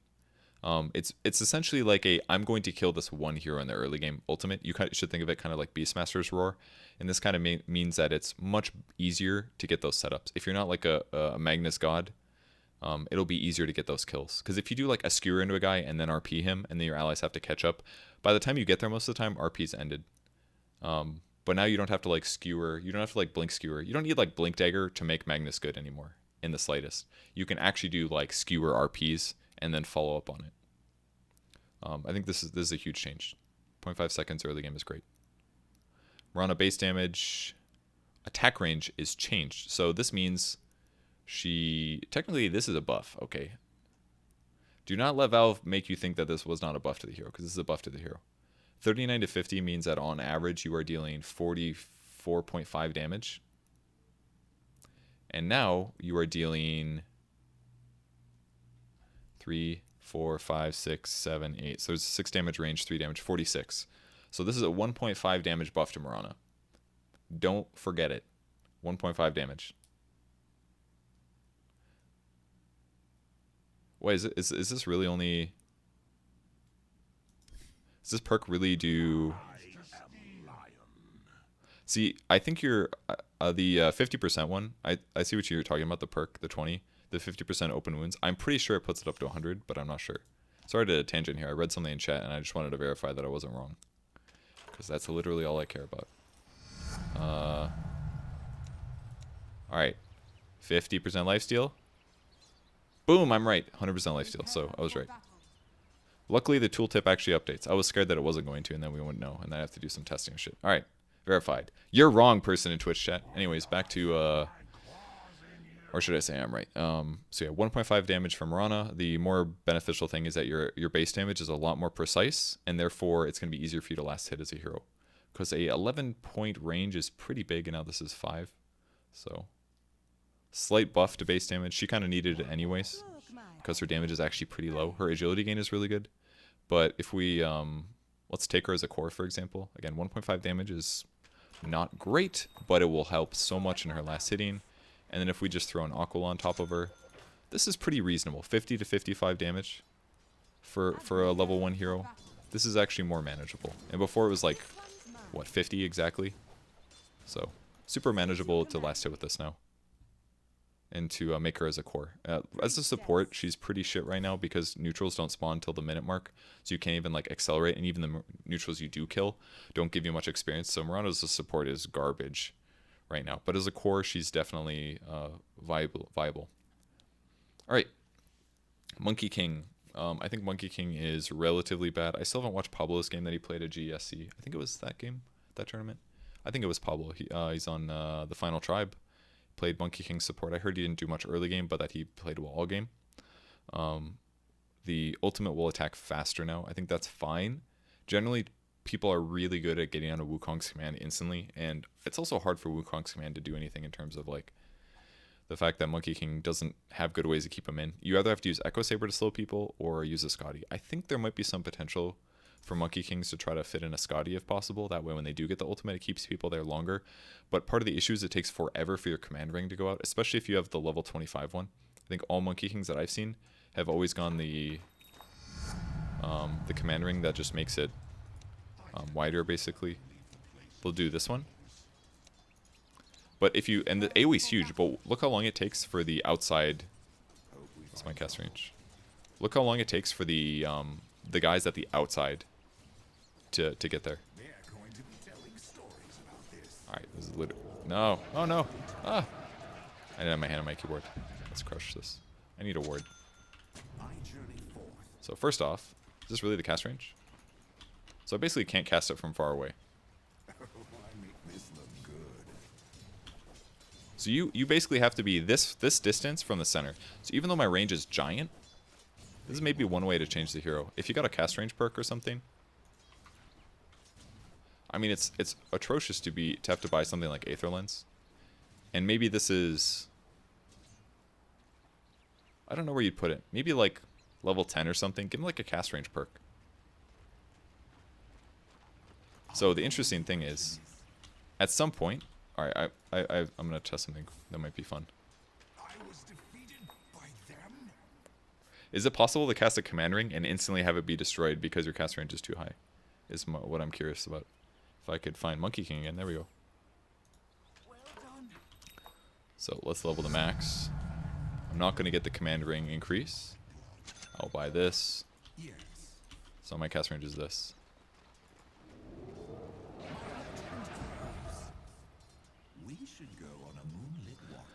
Don't buy Aether Lens on Monkey King, guys. It isn't good.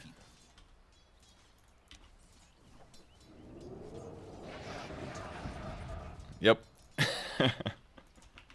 Not a good build. With that said, you can walk into it, but it is possible for it to not do anything. So I was thinking that it might be cool for it to have a range perk, because part of the issue is that like you basically need to be on top of your opponents to even cast Wukong's command. But when you get an Aether Lens, now you can do this like crazy shit. But look how long it takes. That's like actually so long. Alright, I'm gonna look at it with the clock this time. 28 was when it started. Alright, it's 31. It literally took 3 seconds. So it takes you like 2 seconds to cast this damn thing. And then it took another 3 seconds for my little dudes to get all the way over here.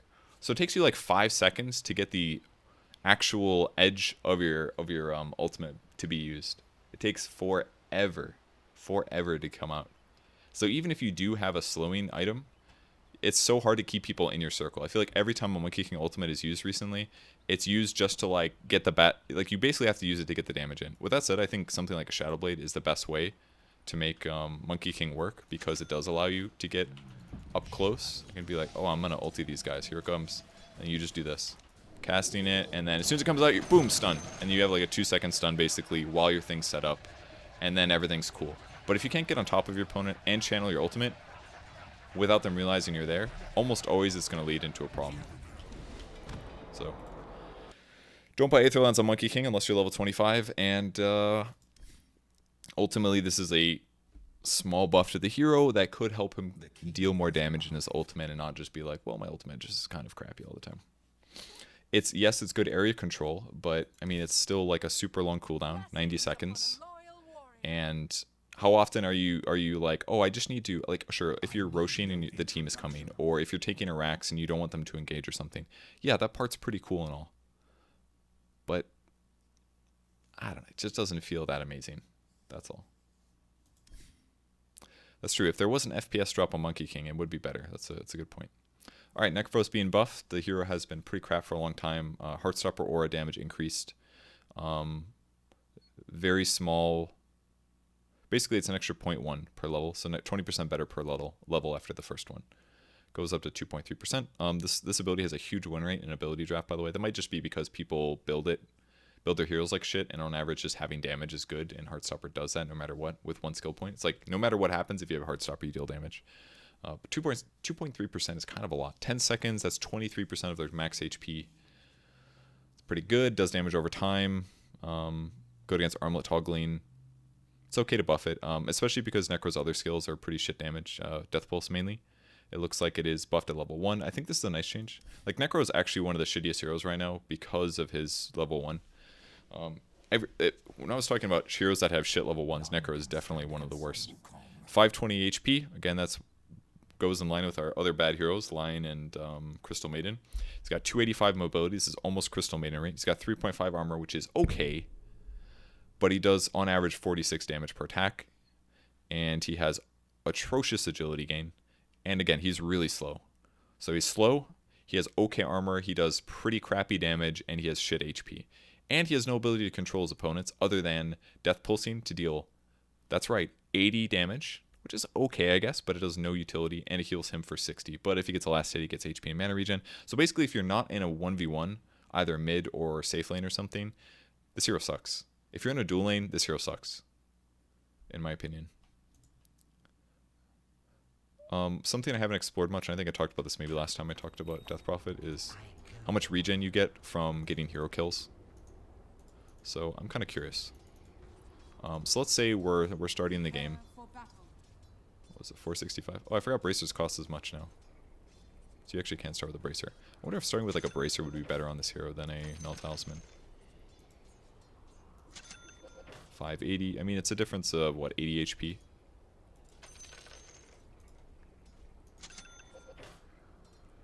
Then you have less damage.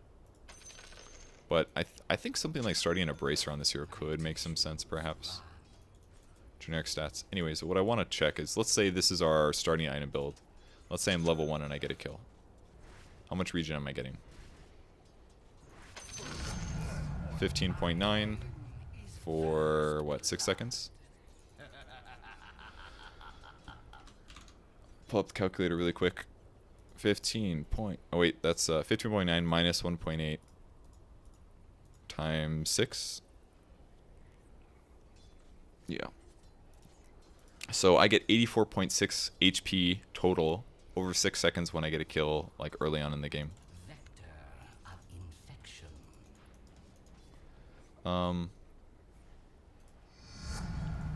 Let's do same thing, level me up a little bit. I mean, strength gain is relatively good. 23.3.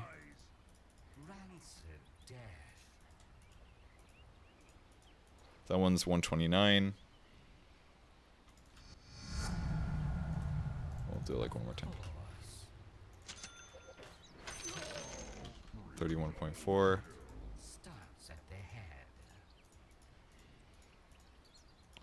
177. I mean, you really don't get that much heals. I know that you can amplify by Ghost Shroud, obviously.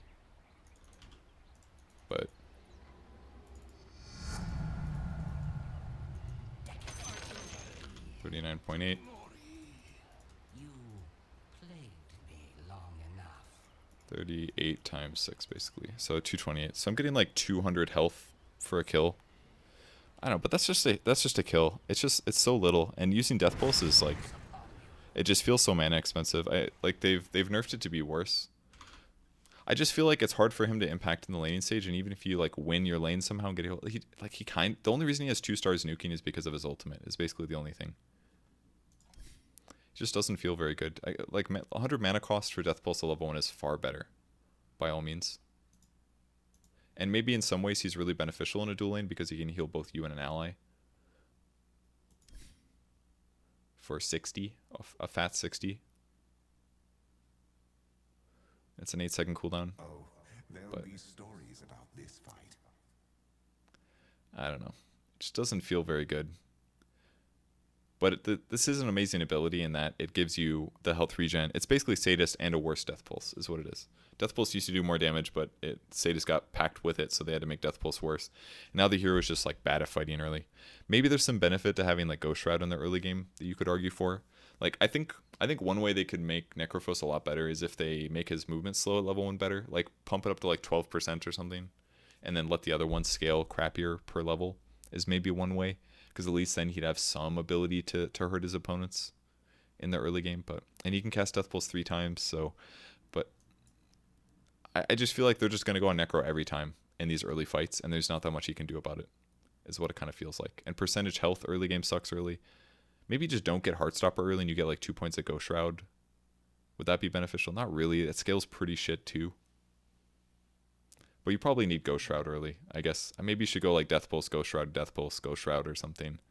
And pick up the Heartstopper late. Maybe that makes sense. Maybe that would make the hero better. I'm not sure. Could be skill build, but the hero I feel like he's really bad right now. Yes! Ogre Magi. Multicast no longer increases Fire Blast mana cost. This has always been there, and I've always found it a little bit annoying. But it used to always increase the mana cost of Fire Blast. That's actually... pretty incredible. I think it used to be 20 per level, so it'd go up to 165 mana at level 3 multicast. But now it just stays at 105 permanently. And even if you level up multicast and you have level 1 Fire Blast, your mana cost would still be a lot. But now it stays at 75, so casting Fire Blast is nothing anymore.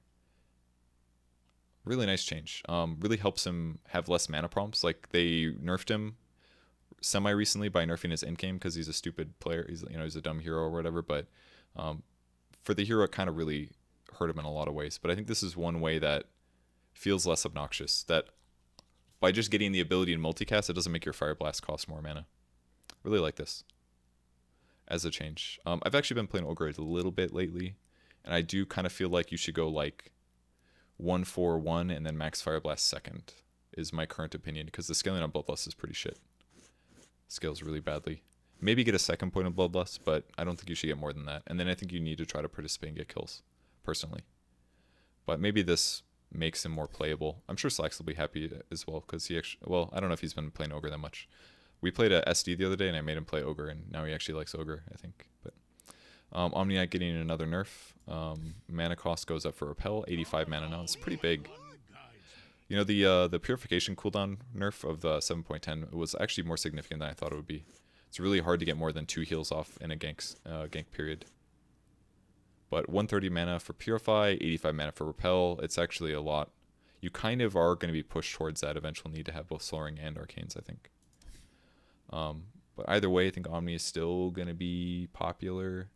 Probably. He's a little bit less popular lately, but still more popular. Okay, I like this change. Stifling Dagger. God. Why did I click?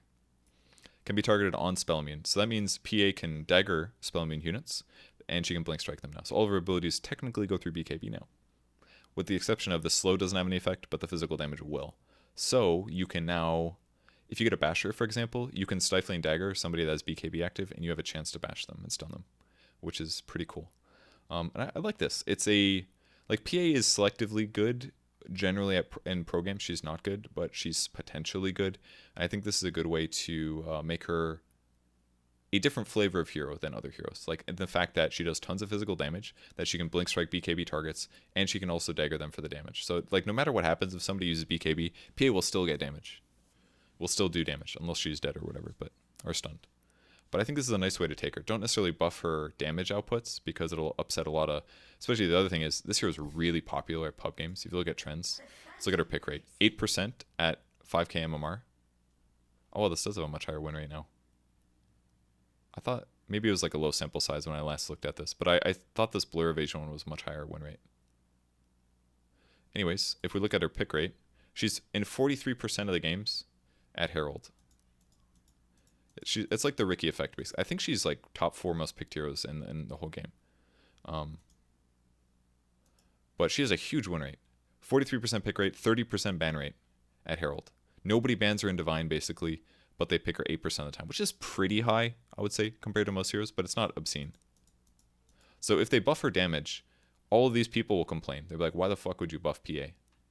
And at 5k and above, it'd be like, why didn't you buff PA, you dumbass? But this allows her to be buffed in an obscure way that I'm sure some players will complain about at low MR, but most of them won't be able to notice, and it's not anything like too obvious.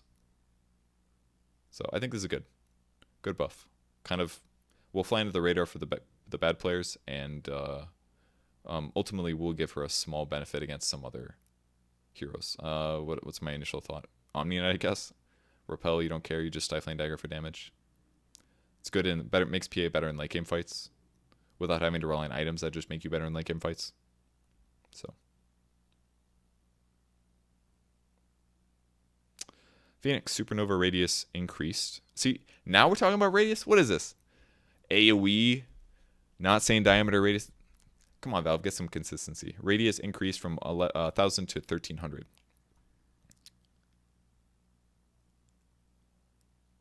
Okay, this is cool. You know, this is such a cool change. Number one, the radius increasing is massive because now it's much easier to actually affect your opponents with Supernova explosion and damage. It basically means that, like, Supernova is a scarier thing to play against, number one, and you don't have to put it in such an aggressive position. Because, like, 1,000 range is not much. That's basically like if I Supernova right on top of somebody and they have a Force Staff, they're going to get themselves 600 range with just the Force Staff alone and probably run away. Because the thing takes, what, 6 seconds or something? It takes 6 seconds to blow up. So they have 6 seconds to run 1,000 away if they don't want to be stunned. And if they have a Force Staff, they have 6 seconds to run 400 units, which is nothing.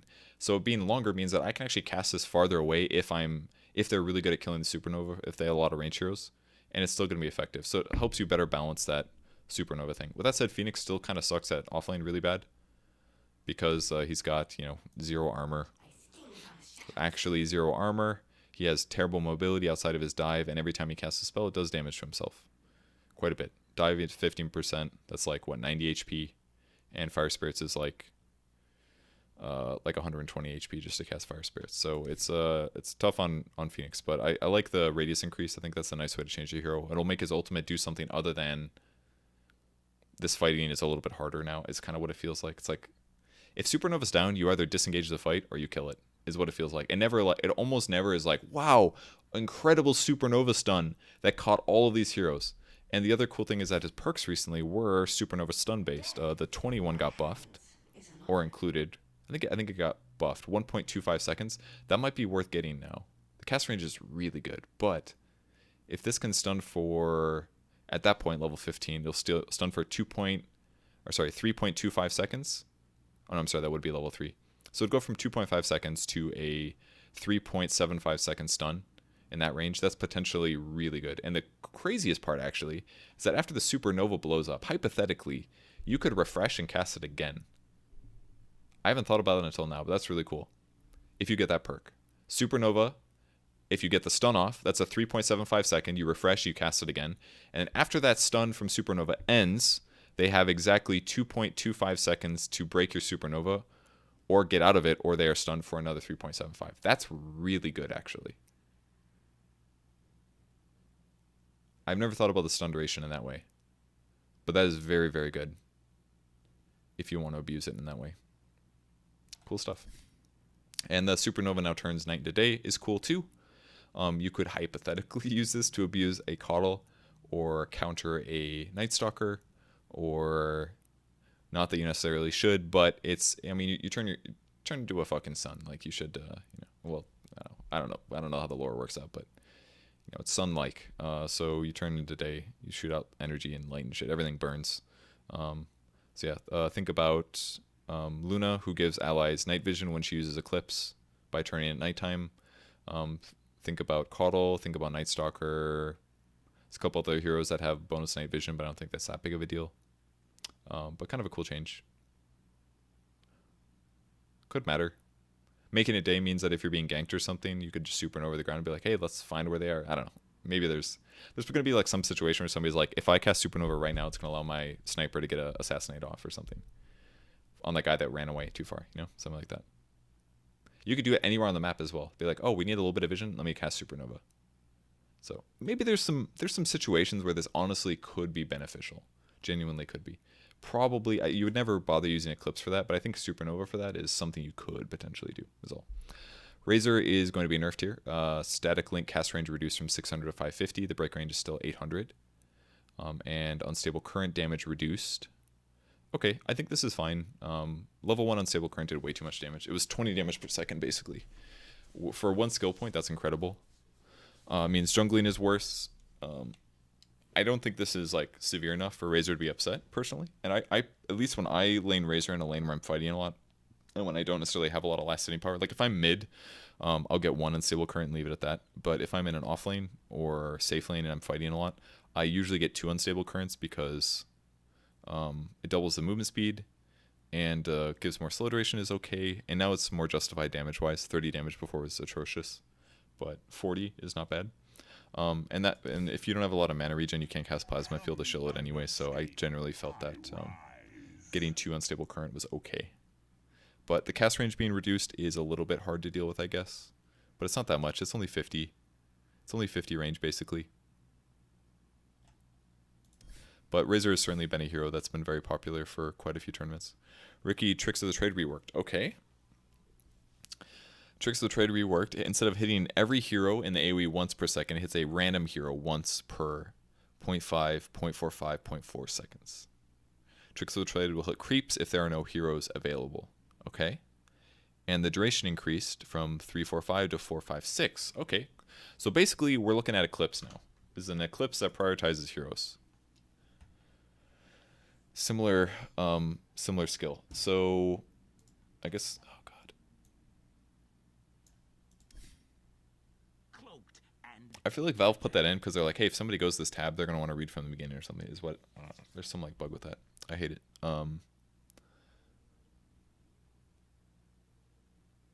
So basically, for the first one, if the attack rate is 0.5, that means we get 8 attacks.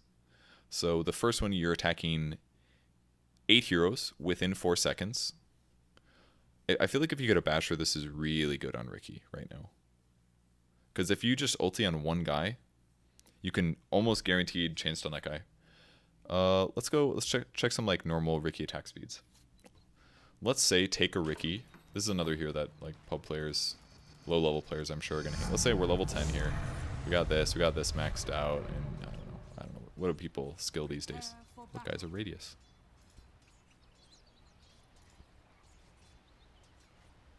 Do people max smoke screen if they're cores? Probably not. They probably max blink strike surely.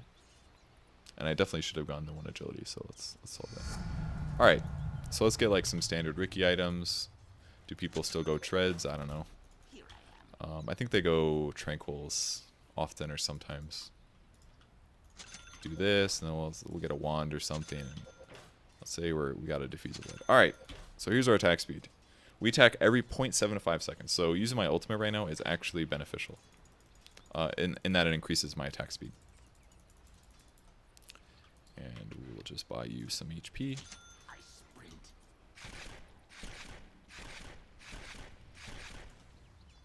And then when I use this. Pretty good. So the interesting thing is that it increases your attack speed essentially, which is beneficial. It makes it much, much, much better against a solo target. The cooldown is still really low in this skill, so you can very tactically cast this. I would argue that a Blink Dagger is maybe more core on support Ricky. I guess you don't need it that bad because you got Blink Strike, but I don't know. This makes me want to try support Ricky. This sounds kind of fun now. It also really helps you get items Like before, you would want to buy items that affect everybody, like I don't know, Echo Saber and shit like that, because then everybody gets slowed, right? But now you can just buy items that focus on one guy. So you could probably buy javelins. I don't know if that's worthwhile, because this is magic damage, but I mean you technically want agility, but.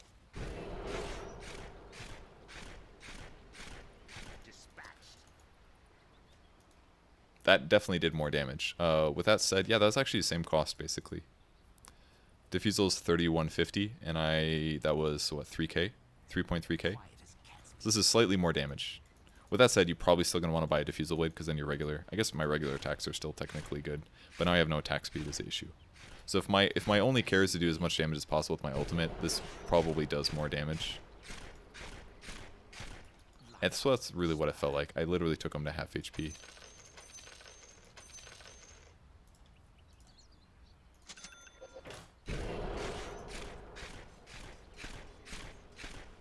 That was about the same damage. But you could buy things like Javelin, potentially. And this one, how many... I guess I should do the math really quick. Oops.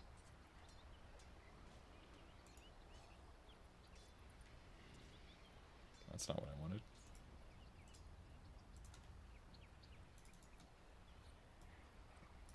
So, we got 5 divided by 0.45, 11.1 attacks, and then 6 divided by 4. So it's like 8 attacks, 11 attacks, 15 attacks. Dog's groaning in the background.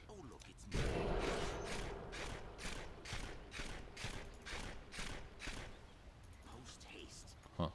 So if they group up, it basically gives you a solution against... I think this might be smart. Even against like bad players, this is probably good. Because if a super farm Ricky jumps into your whole team, he'll just kill your whole team. And now you can't do that, but it's going to be so much better against solo people. So you won't just use your ultimate like, oh shit, I'm about to die, kind of a thing.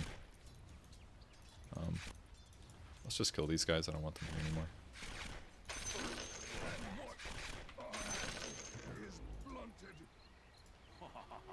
How the F do I make Basher these days? There we go. It is a Javelin.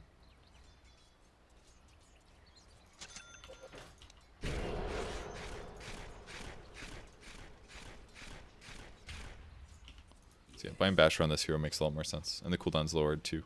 Cooldown's the same, the duration is up. So something like Basher is certainly a lot better in the hero. Okay, that's kind of cool. I like that. I think it's a nice change. Definitely makes him more powerful than Ricky in other ways, basically. Or than Bounty. Because Bounty, at least, let's mess up the tab and then scroll back down. Bounty is better at... Arguably better at... Maybe not better at team fighting. I guess Ricky's better at team fighting, but he does more reliable damage. Ricky does not really. So I think this is ultimately good. Duration is also buffed at 1 second at all levels, so it's good. And then, so if you are super farmed on a Ricky and use this in a late game, you're still only going to attack 15 times. Tops. But in the previous late game, you would attack 5 per hero. So that means if there's 3 heroes in the AoE, you're getting the exact same amount of damage. And it takes longer to dish it out. Or it would dish it out faster, technically, but you would need 3 heroes in your AoE for the whole duration for that damage to be viable before. How does eggs work? Is it the same now? I should probably tested that out. Does it just increase AoE in the duration? Oh, Battle Fury? Sure, we can test it out. It's gonna be fucking awful though. Like literally, you guys are trying to make this an Omni Slash, and it is kind of an Omni Slash, but it is not gonna be a good Omni Slash. All right, let's say I'm a Ricky and I'm like, hey, I want to buy Omni Slash. I want to get a Battle Fury. You know, something like that. Let's get a 1, and we'll say, hey, I've been free farming all game to buy this Battle Fury, even though I'm a fucking Ricky Maru.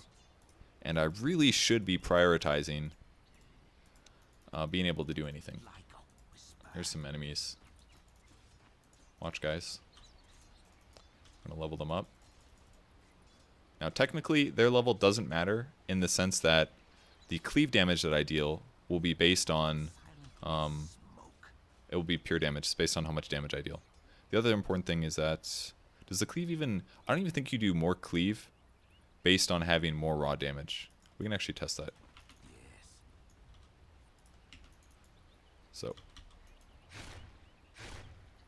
So I'm dealing about 90 cleave right now. So let's try buying agility. This should increase my cleave by 4. Oh, you do get the backstab damage? Okay. So agility items you buy do increase the cleave damage that you do from the back. So the backstab, the agility damage multiplier does work for the cleave. Okay, so this could potentially be good, but it's like if you aren't at the right orientation, then it's not going to work. So this guy took damage because this guy's back, the direction it went was going to cleave like this. This guy cleaved in this direction.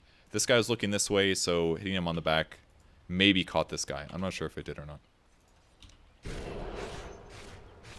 Cleave hits here. This guy does nothing. It's just like, it's very like, if they're all right-clicked on each other, then this is going to work probably well, but like, it's just so bad. It's just not good, guys. And this is a 4,000 gold item. Like, you probably do more damage just having the Diffusal Blade and, like, which is 3,000 gold right here, and then having, like, Ayasha or something. Like, look how much more damage that is. Each guy that takes damage takes a shitload of damage. Because this is dealing 20 agility, just kidding, 40. This does 40 damage from agility, and it does 50 bonus mana burn. And this does 16 agility, JK, that's actually 32 damage. It's like so much more damage. It's not even close. Alright, and the last thing that we need to check is how much damage it deals to creeps, basically. Which obviously is going to be a lot. But the cool thing about it attacking creeps, and why I think they allowed it, is because it helps you push. It's one of the negatives about Riki, is that it's kind of hard to push. So sometimes if you really need to push, I can now just be like, yeah, I'll commit my ultimate to this. It's fine. It's a 35-second cooldown. It's not so long that I'm never going to use it again. And if you really want to push, you can. It's that simple. You get 11 quick attacks on a creep wave, and you can move on with your life with your 75 mana spent. Shit. I did want to test Ags. Oh. Okay.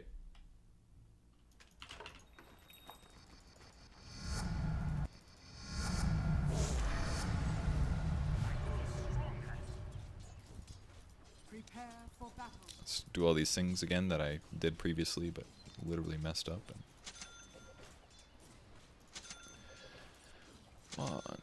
Diffusal Blade and okay.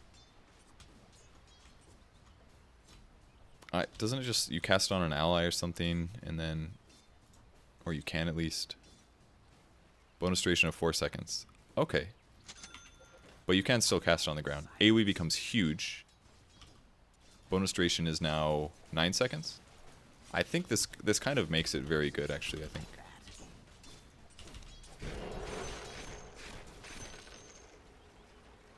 Okay.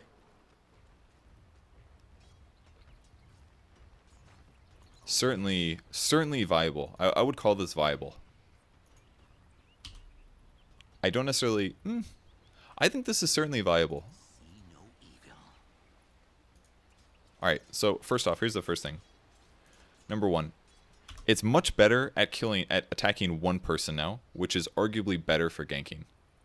And you attack faster, which means if you're trying to get a bash off, you're in a good place. It increases duration by 4 seconds, which means that you just get a lot more attacks, and as you're a higher level, it attacks faster and faster. So we're talking about, I don't know, how many attacks are we increasing it before? Oh, I'm sorry, you're right. That was my calculator open, my bad. 4 seconds, basically, we just need to divide the 4 by the other numbers. So for level 3, that's 10 more attacks. It goes from 15 to 25 attacks. And then for the level 2, it is 4 divided by 0.45, which is like 8, yeah, 8, almost 9. So the second one goes from 11 attacks to about 19. The third goes from 15 to 25, and the first one goes 4 more, so it goes 8 to 12. So it basically gives you a lot more attacks. Obviously the duration is far longer, which is kind of a negative. But hypothetically, let's say I'm playing like support Riki, and I get a Diffusal Blade, and then maybe I buy a Basher, and then afterwards I'm like really luxury items. So I'm like, I'm going to buy a Basher.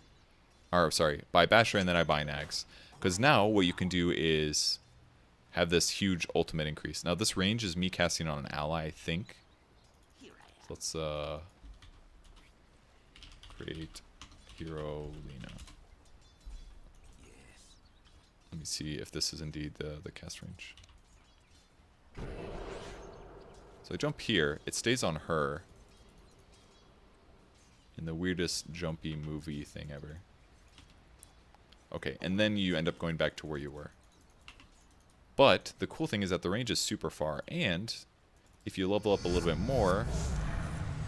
Alright, at level 20, we got some time here.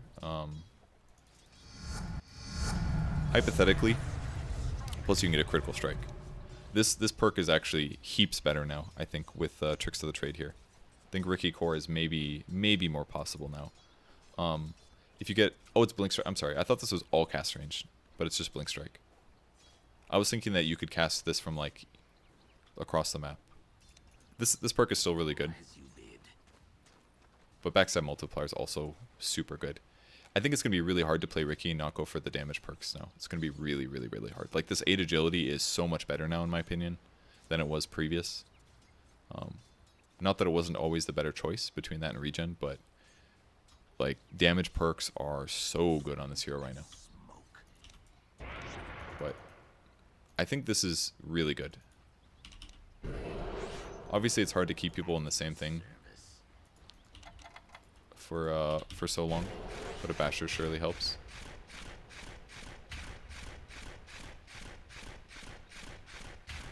Basically, there's about 3 attacks after the stun ends, and your basher's off cooldown before you can get another bash.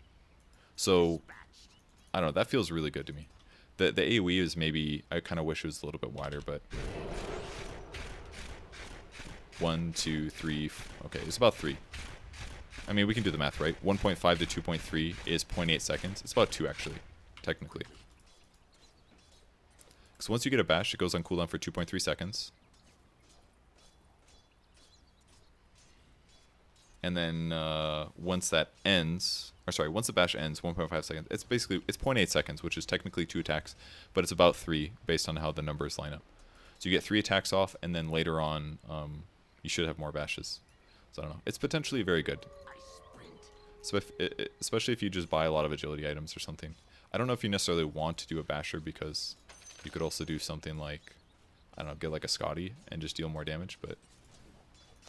So if you do kind of go heavily into agility items, like Rikis do sometimes, we're talking an insane amount of damage output. This is without the backstab multiplier. Like, you're literally hitting his back, and there's actually nothing he can do about it. I just did 12,000 damage. This guy's got 0 armor, of course, but... Unfortunately, I'm going to have to redo this again with the other perk. But...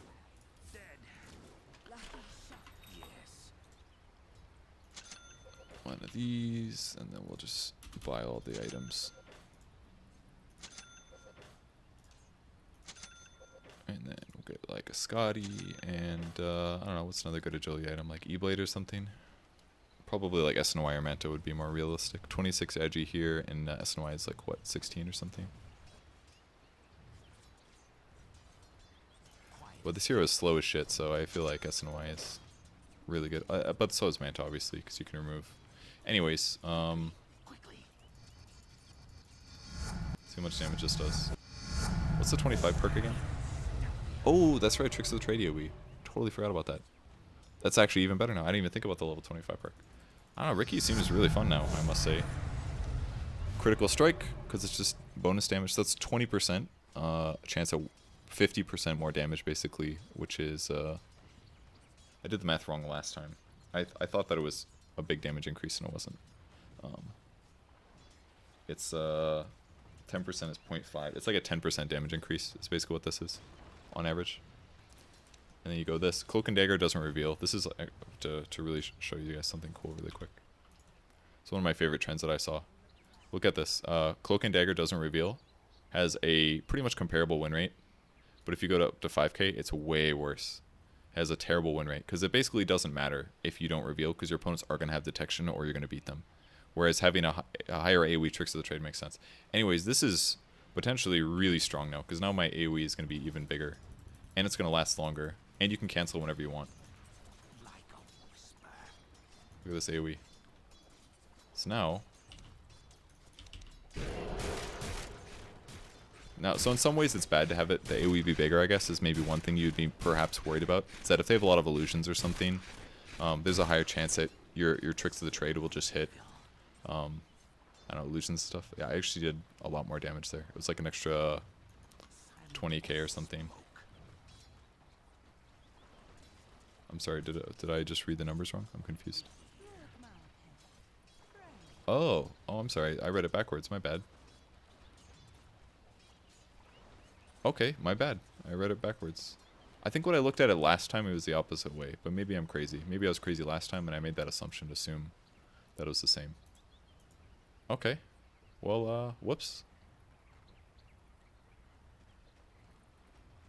24%. Yeah, this one makes sense here. The extra cast range is huge. And this one apparently is pretty close. Slightly surprised about that. Oh, this has a higher win rate as well. 5 health regen is a lot, though. And if you go treads, this would allow you to maybe not have to buy a regen item, but 90 mana. Is a soul ring crazy on this hero? It kind of is. It's pretty expensive. It's probably better to go to like Aquila into something else. I'm surprised this win rate's so high, to be honest. But I feel like maybe there's not a lot of Rickies that get that high anyways. And old tricks of the trade. Technically, like, I don't know if you really want this trick of the trade AoE to be bigger. Because it only hits one guy. If the AoE gets this big, any stray hero is going to mess up the last hit, basically. But that said, it takes longer for people to run out of it. So I feel like if they can get out of it, it's kind of bad. If you're trying to solo kill one guy, it's kind of bad.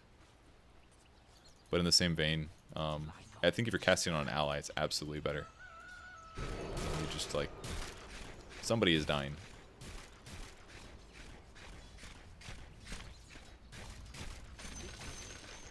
This actually lasts so long. Like, I just used that, and it's almost off cooldown again. Like, 15 seconds. The duration is 10 seconds out of 30. Like, why would I not just buy an Octarine core or something? I don't know. Screw that extra agility. Who cares? Oh, shit. I messed it up. One attack towers.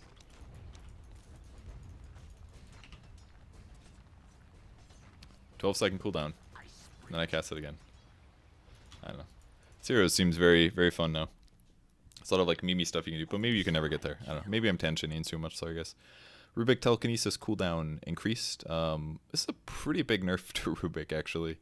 He's been popular in the pro scene for a long time. I think this fight might finally push people over the edge to like maxing out Telekinesis second over getting multiple. I think you should still get like one null field by like level 8 for sure, but I think this might push people over the edge to max Telekinesis second no matter what.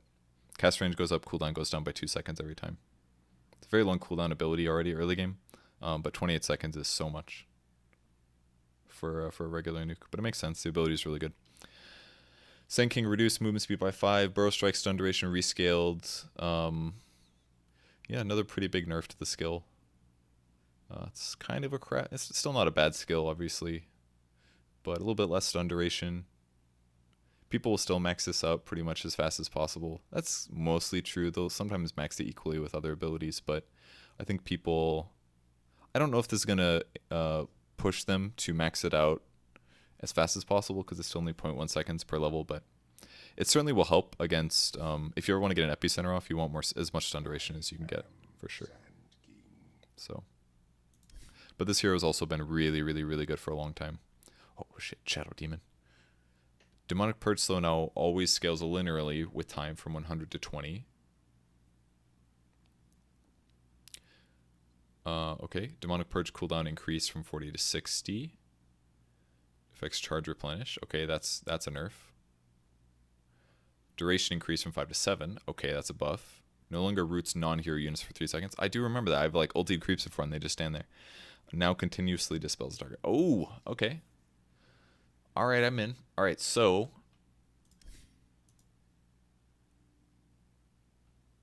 this is pretty cool. So the reason that it linearly slows them is because before it would just slow them for 100% for 5 seconds. Prepare for battle.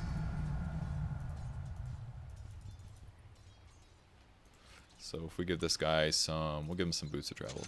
He'll be. It's a very wealthy axe. So very slow at the start, and oh, this actually lasts for so long. But towards the end, it runs out pretty much. So that's why it linearly scales. So technically, the duration has gone up, but it doesn't slow a massive amount towards the end.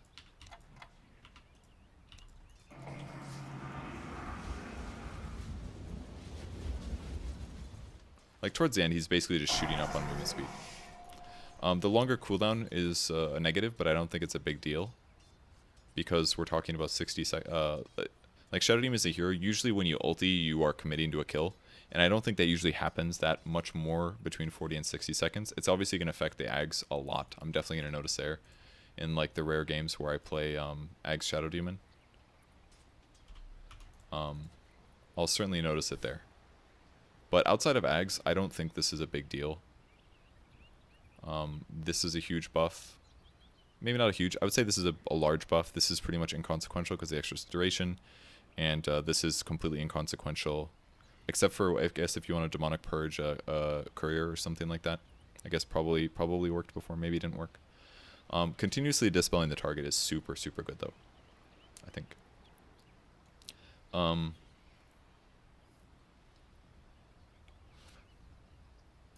What are some item examples that will be good against? No urns for 7 seconds. It'll remove things like buckler buffs, medallion buffs, drum charges. Can you dispel those? Not sure. I'd have to test it. Like armor, mech buffs, things like that. Can you dispel barriers?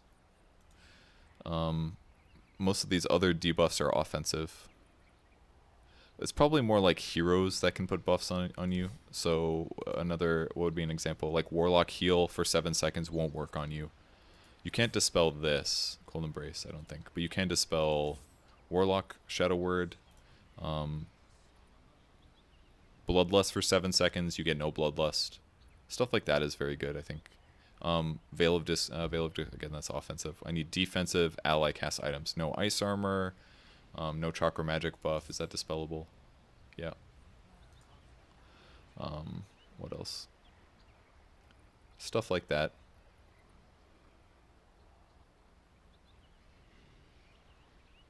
Weave shouldn't be dispellable. Oh, you can't send him back. That's another good. It's basically a Chen solution too. Because you can Holy Persuasion an ally back, but if you dispel him, it gets cancelled. So basically, if you use Shadow Demon for 7 seconds, you can't send somebody back. That's maybe the best of the ones so far, other than things like Bloodlust and Shadow Word. But probably like Bloodlust, Chen send back, definitely very countered by that.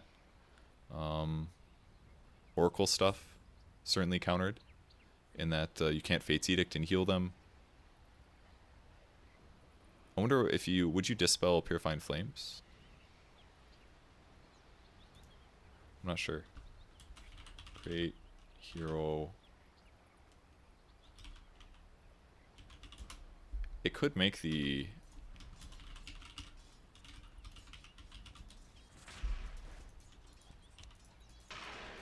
I assume this will work, but... Basically Oracle Shadow Demon is kind of a cool combo right now. You can basically cast Purifying Flames as much as you want. But what if it's a... Create hero enemy oracle. Create hero oracle enemy.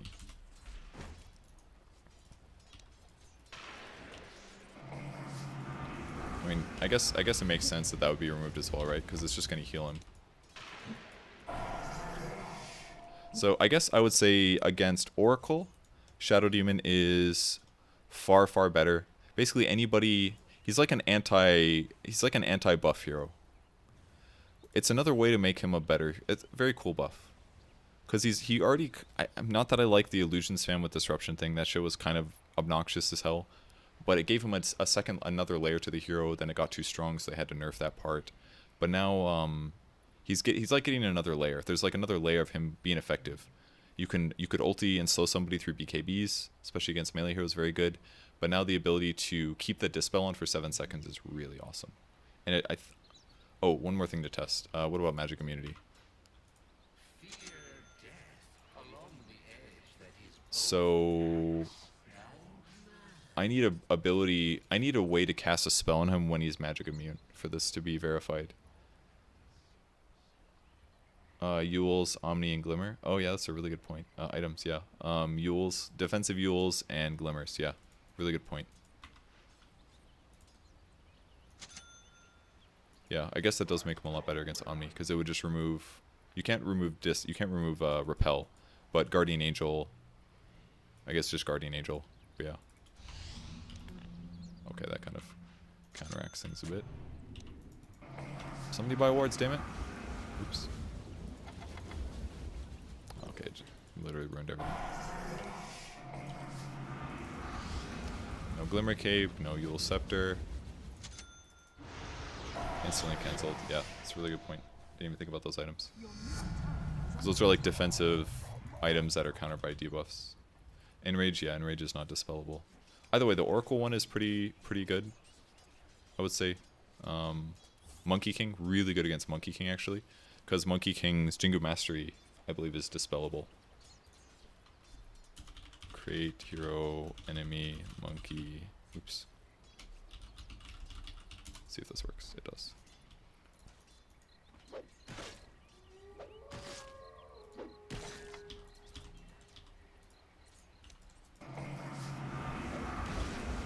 Gone.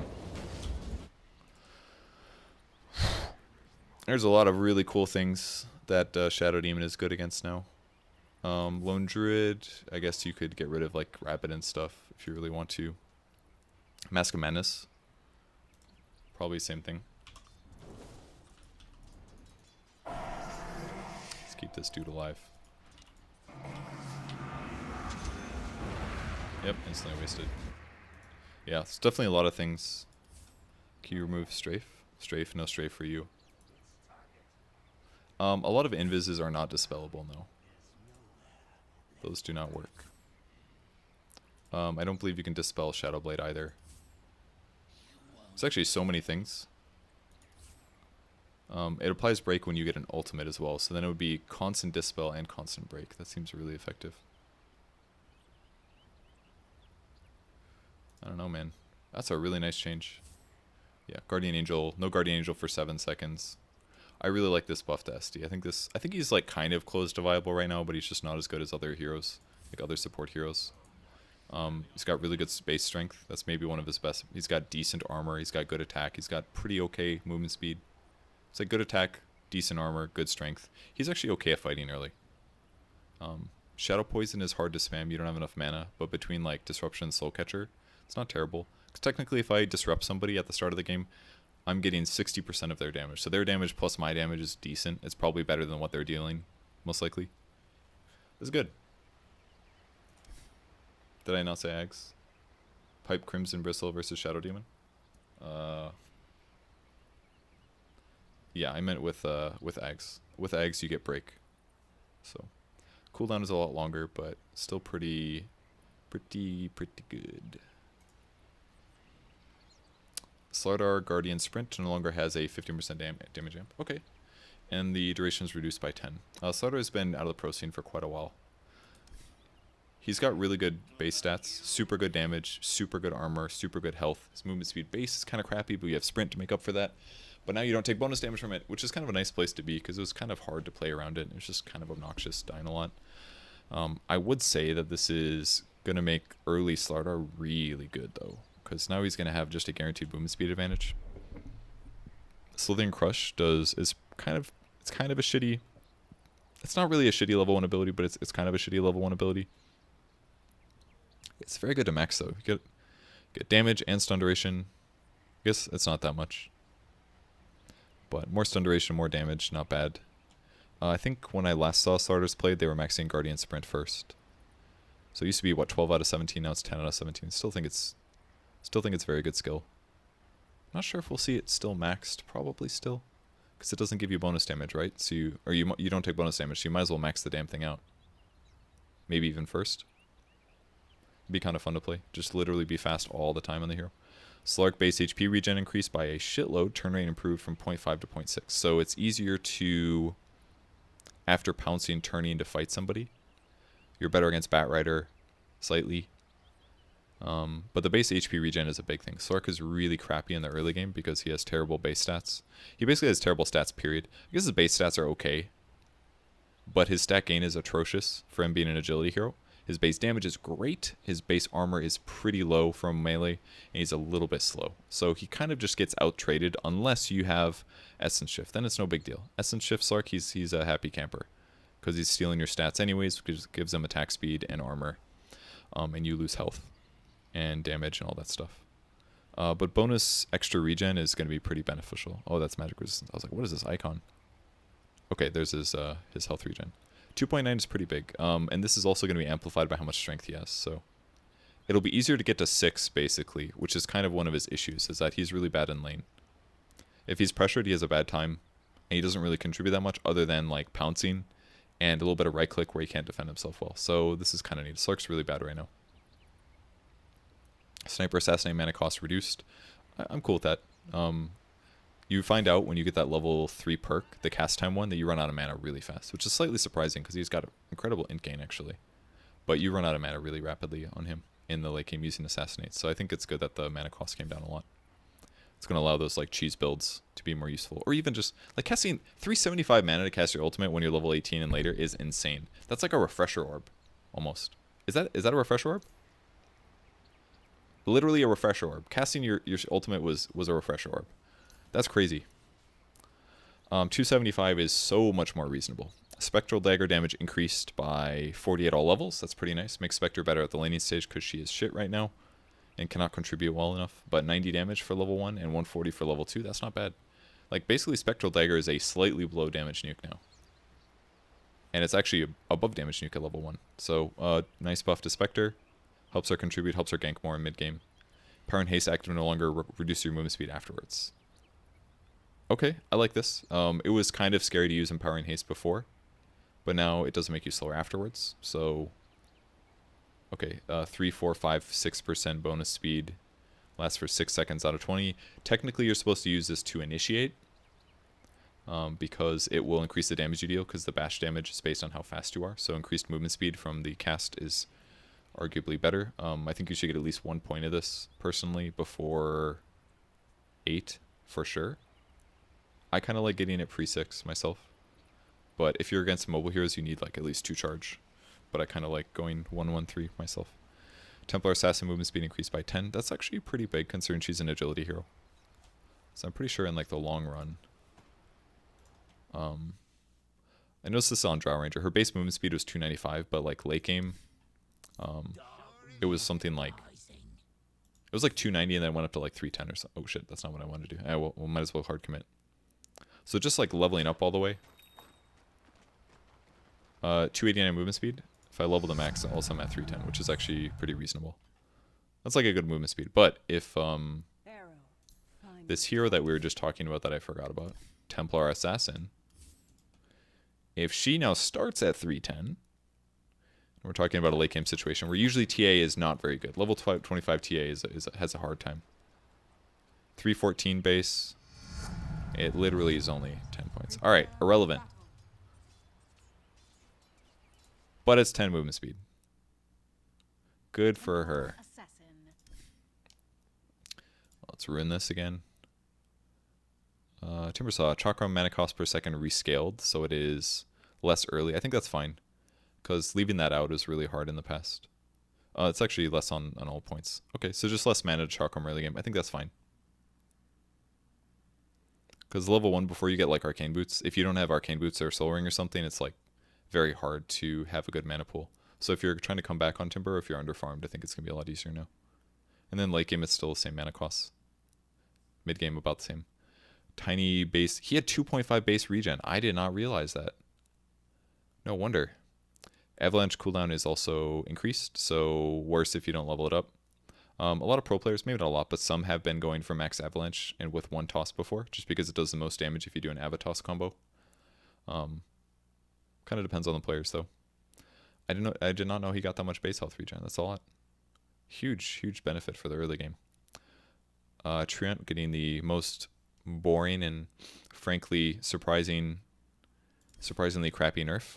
3 base int increase. He's a smart tree. That's like what, Did they up mana int per mana? Yeah, it's 12 again. So 36 mana.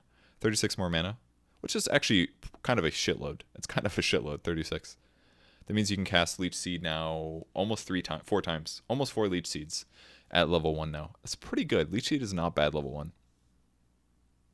6 pulses, that's 75 damage to them and 75 heal to you. Very good for trading. So we could see Treant be played a little bit more. This might be one of those like, hey guys, pick Treant. He's good at trading hits. Kind of a things. I think if you go Nature's Guise level 1, he's kind of a shit hero. It's a pretty bad level 1 skill. Other than like sniping couriers kind of, but he's so slow. 270 movement speed.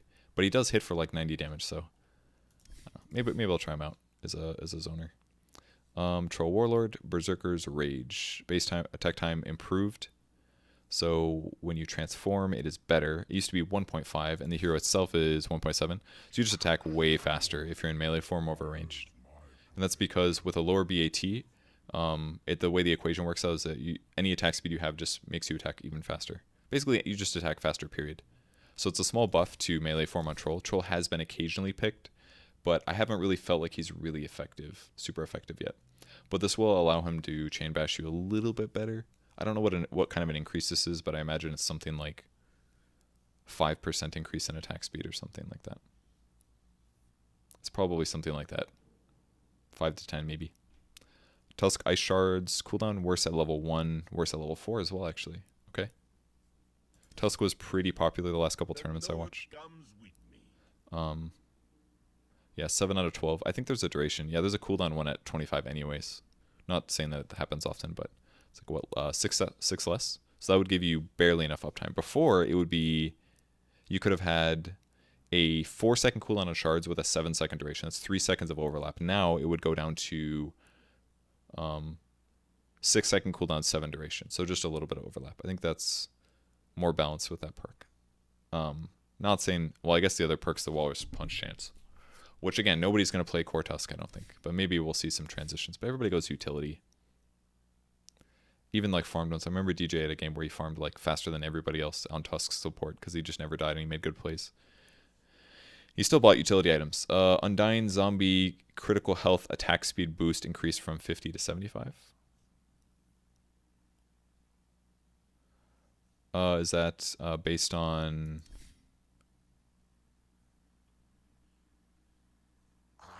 So that is the Deathless Pact health threshold does not change, but the attack speed boost that they get has been increased. So the zombies now attack faster when your opponent is lower, which is kind of a nice buff to the hero. It doesn't make him necessarily across the board stronger, but it does help him kill and finish off heroes, even if he's having a bad time. If they're lower, the zombies will attack faster, which means more slows. And I think, do they slow attack speed too? I can't remember. That's like one piece of info that doesn't really show here. But I feel like they do slow attack maybe. Flesh Golem hero kill heal increase. This was actually really needed. This was one of the shitty... I realized how this worked the other day and it was so bad. So I always thought that it was the health of the thing you killed, kind of like Bloodseeker. I always assumed it was the same, but it's not. It was based on how much health Undying has. So if you would kill a hero... you'd heal 10% of your health. So if you have a 1,000 HP and you killed a hero, you'd get 100 health. If a creep died, you would get like what, 2% of that? So like a 550 HP creep, you're getting 55, 20% of that. So that's like, you'd get 11 HP. If a creep died near you, you got 11 massive HP. That's like a Stout Shield proc. Literally a Stout Shield proc. Is that even a Stout Shield proc? Stout Shield proc on a ranged hero practically. It was bad. It's worse than a Stout Shield proc. It was like a creep dying was like worthless. I'm very glad they buffed that. I think it was like it was like either one of those features on the hero that either needed to be removed or buffed. It's like one of those things where like, well, this skill does like 18 different things. Let's remove the ones that are really not that consequential. And I think it's a good thing they're buffing it. 15 up to 25%. It further justifies leveling the skill because right now leveling the skill is like kind of iffy in my opinion. 25% of their health that you heal for, that's actually amazing. It's 2.5 times more than it used to be. So if you're near a hero that has 2k HP and they die, you get healed for 500 HP. Is that right? 25%, it's 250 per 1k, yeah. So a 2k HP hero that dies when you have Flesh Golem on, you heal for 500. That's incredible, actually. That is so much better. Before it'd be 200. 200 health. Who fucking cares, dude? 200 health for a hero dying. But now you can get into some shit. If you kill a hero, boom, you get a big heal. Even like early game, if somebody has 1,000 HP, that's what, 150 versus 100? I think that's pretty big. Yeah, it doesn't change the creep one, but against heroes, it's way better, especially late game. Like, I think giving Undying this kind of late game win potential is great. If you kill one hero, you have better longevity in the fight, which is literally how Undying should work. But you almost never get to that like crazy longevity on Undying. It just makes them really hard to pick. So I think these two buffs are like weird enough. They're buffs when he's winning. Buffs to Undying when he's doing well in a fight, basically. Which is a good way to buff him. Don't just make him better at fighting. Make him better when he's winning. When he's using his skills in a strong way, if that makes sense. Golem's attack damage increased in the late game. That's a pretty big damage increase. Does that stay the same even if you ag split? I think the damage stays the same. That could be potentially really scary. That's a lot of damage increase, actually. Level 2 Golem is now, it was the previous level 3 Golem. And then, I guess the auras and stuff aren't better. And the cleave, is that based on the level? I don't know. Fix some clunkiness so Wind Ranger attacks the target during focus fire. Thank God. Thank God. I'll finish this out, then I'll go test the Wind Ranger one. I played her the other day with focus fire. I don't know if I got ags or not, but it was awful, dude. I'd like use the invis and she would stop attacking. Then I'd accidentally click on the tower instead of the hero, so she'd stop attacking until I clicked on the enemy hero again. It was like the most, and if I pressed S, it would stop attacking the tower, but it wouldn't recast the hero. I hope that they fix stuff like that. That would be beneficial. With that said, I also killed myself to return the other day on Centaur, so it maybe there needs to be some protection. I'm not sure. Winter Wyvern base intelligence increased by 1. That's she has really bad base damage, so it's kind of nice, and it's slightly more mana. And then Arctic Burn attack range change. This is a buff to ability draft, slightly. I think this is fine. Winter Wyvern right now is kind of crappy at contributing to a dual lane. Arctic Burn is a really long cooldown. The damage it does is very little at level 1. It's not little. It's not very little, but it's not the same at all levels like it used to be. So she's a lot harder to lane effectively, so I think these buffs are fine. Zeus attack range is buffed. Oh, damn, dude, 380? Is that like better than Gyrocopter or something now? And base damage increased by 5? Okay. Well, support Zeus is back, dude. Not that it wasn't gone, but that's a lot of damage. 5 damage? 5 damage is like game-changing. I don't think we've seen Zeus core very often, but that's huge. 5 damage and an attack range bonus. What's our swing here? It's like 8 damage difference. I mean, he does like 52 on average or something like that now. I'm not saying they're going to go back to right-clicking all the time, but like, I mean, this is a lot of damage. 59 damage with a Null Talisman here. It's got a low range, but damn, he hits hard. I missed. Anyways, Wind Ranger. That's the last one to check, I guess, and then we're done with our 3-hour patch notes video. I mean, Zeus still has really bad animation, but let's just level up to max. So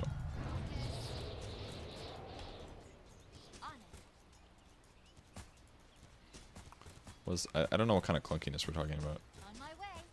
I think they definitely added more clunkiness. What is this clunkiness?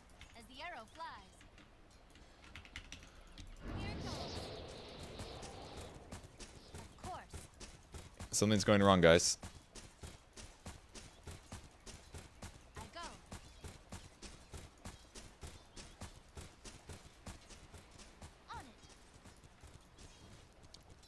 I mean, I don't know. We won't know what the clunkiness is. Hopefully there's better clunkiness fixes in a second. But I mean, I'm sure this is still going to be... Okay, it stops attacking like it should. I don't know. I don't know what the clunkiness. It might have been something like... Alright, I think I have something I want to try. So, if I use Focus Fire on him, but then I stop. I don't know. I didn't test it the other one enough to know exactly what got changed. It's too hard. Oh no, I countered myself.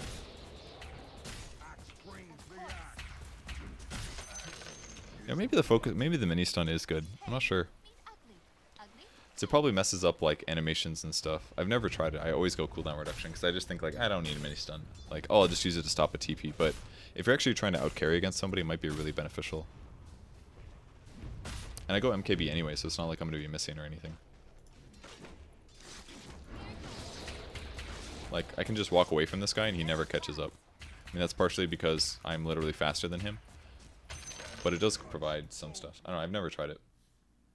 Her direction is finally locked towards her target.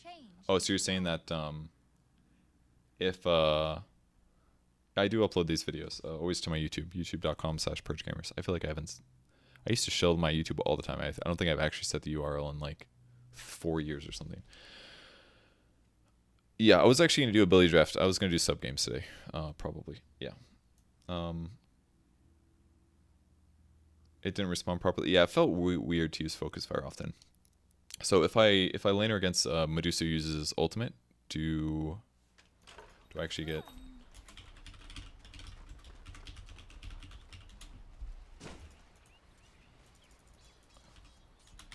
Level bots 10. I go.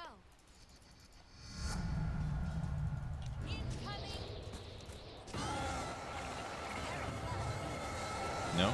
It's still abusive. I'm way ahead. So I'm gonna stand here. Already moving.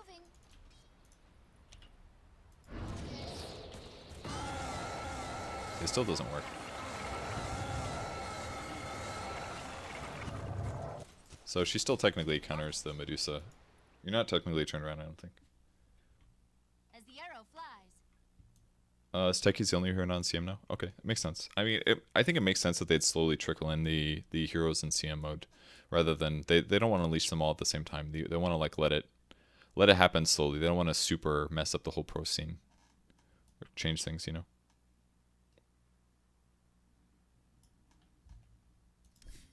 I don't necessarily think it's wrong to have Wind Ranger be like that. Like, she needs to turn around to shoot focus fire backwards. You know, it's okay to walk backwards or whatever, but it just looks kind of weird.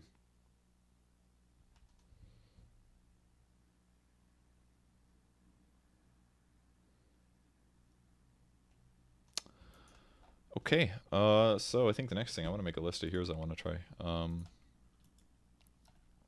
Zeus right click is certainly not one of them because he has 1.2 agility gain. But in the laning stage, you don't have to use arc laning as much. And you can probably, honestly, Zeus is probably one of the best laner or zoners right now in the whole game as a support. Look at arc laning. It is a 1.6 second cooldown, which is insane. And it does 85 damage. That's more than most nukes. And it only costs 65 mana.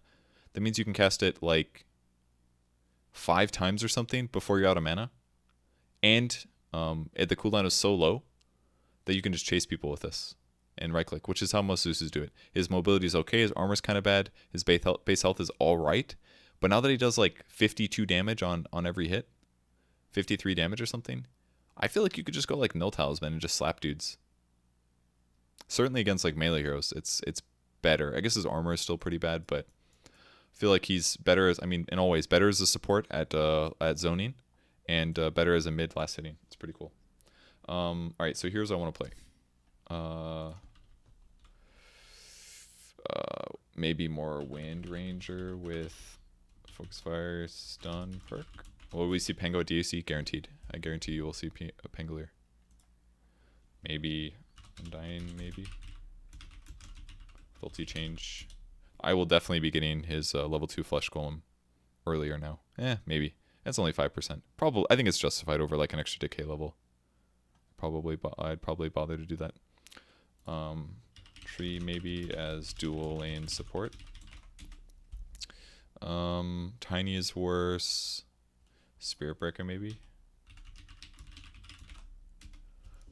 Don't care about Slark. Oh, Slardar for sure. Slardar. Shadow Demon. Man, I love when heroes that are OP get nerfed because I don't like playing the OP heroes anyways. I want to play the heroes that are about to be about to be OP. This has been the first patch in a while where skills are changed enough where it makes me interested to try them out. Maybe. I'm actually pretty happy. There's a lot of cool changes here that interest me. Phoenix is cool. I want to try that. Maybe more Ogre. Dude, I love Ogre. Maybe Monkey King. Monkey King probably is still bad. Still probably an atrocious support. Maybe Monkey King if the right game. Hypothetically, Monkey could work really well right now because he's really good at trading hits if he gets Jingu Mastery. So in a 2v2 situation, there's definitely opportunities, I think. But he pretty much has to get a Stout Shield early game now. Has to get a Stout Shield as a support. I don't think there's any way around that. And can you afford... You get Stout, Orb of Venom, that's what, 475, and then you could get like 1 Tango, maybe 1 Clarity. So, I don't know, maybe it works. Maybe you just don't need...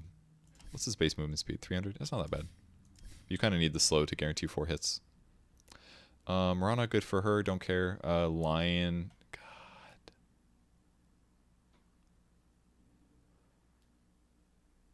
Lich, maybe. Battle Lich, all caps. Io, I'll play Io. That sounds exciting. Less base damage though, but more movement speed. But tether no longer has a duration. That means you have more mana always. Slightly, 40 mana. Gyro got nerfed, gets screwed. Enchantress support with enchant leveled up. Probably terrible. Don't do that. But more Drow Ranger maybe. Probably not. Nah, 6%. It's not much. Disruptor is just across the board worse. Dazzle with relatively early poison touch. Dark Willow, Dark Seer, Crystal Maiden. Damn, dude, you know what happened is that like all the supports that suck and are never touched, that are just terrible at dual laning, they all got buffs. That's basically what happened. Because the support pool was a little bit too straightforward. It was like the only supports that are good right now were ones that were good at dual laning. Everybody else that either wasn't good at dual laning or just wasn't good like late game were just never touched. Never touched. Did I type Ricky? I did type Ricky. Alright, that's pretty much it. Axe, don't really care. Any cool items I care? Refresh Orb late game. Moonshard. Don't buy Clarities. Definitely still buy Clarities. Lifestealer? I don't care. I really don't care. Lifestealer is boring. Leshrac? Leshrac is not that different. This is pretty much the same. I actually did play a Leshrac game recently. I should probably download that replay. I could do a replay commentary. This one? Let's download that replay. It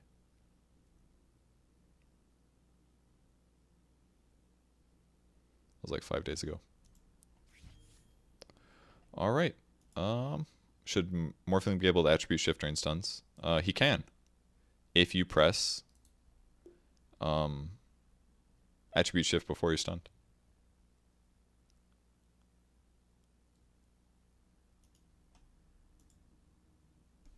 Oh no, my overlay's on. Well, that was pretty fun. Theory crafting all day.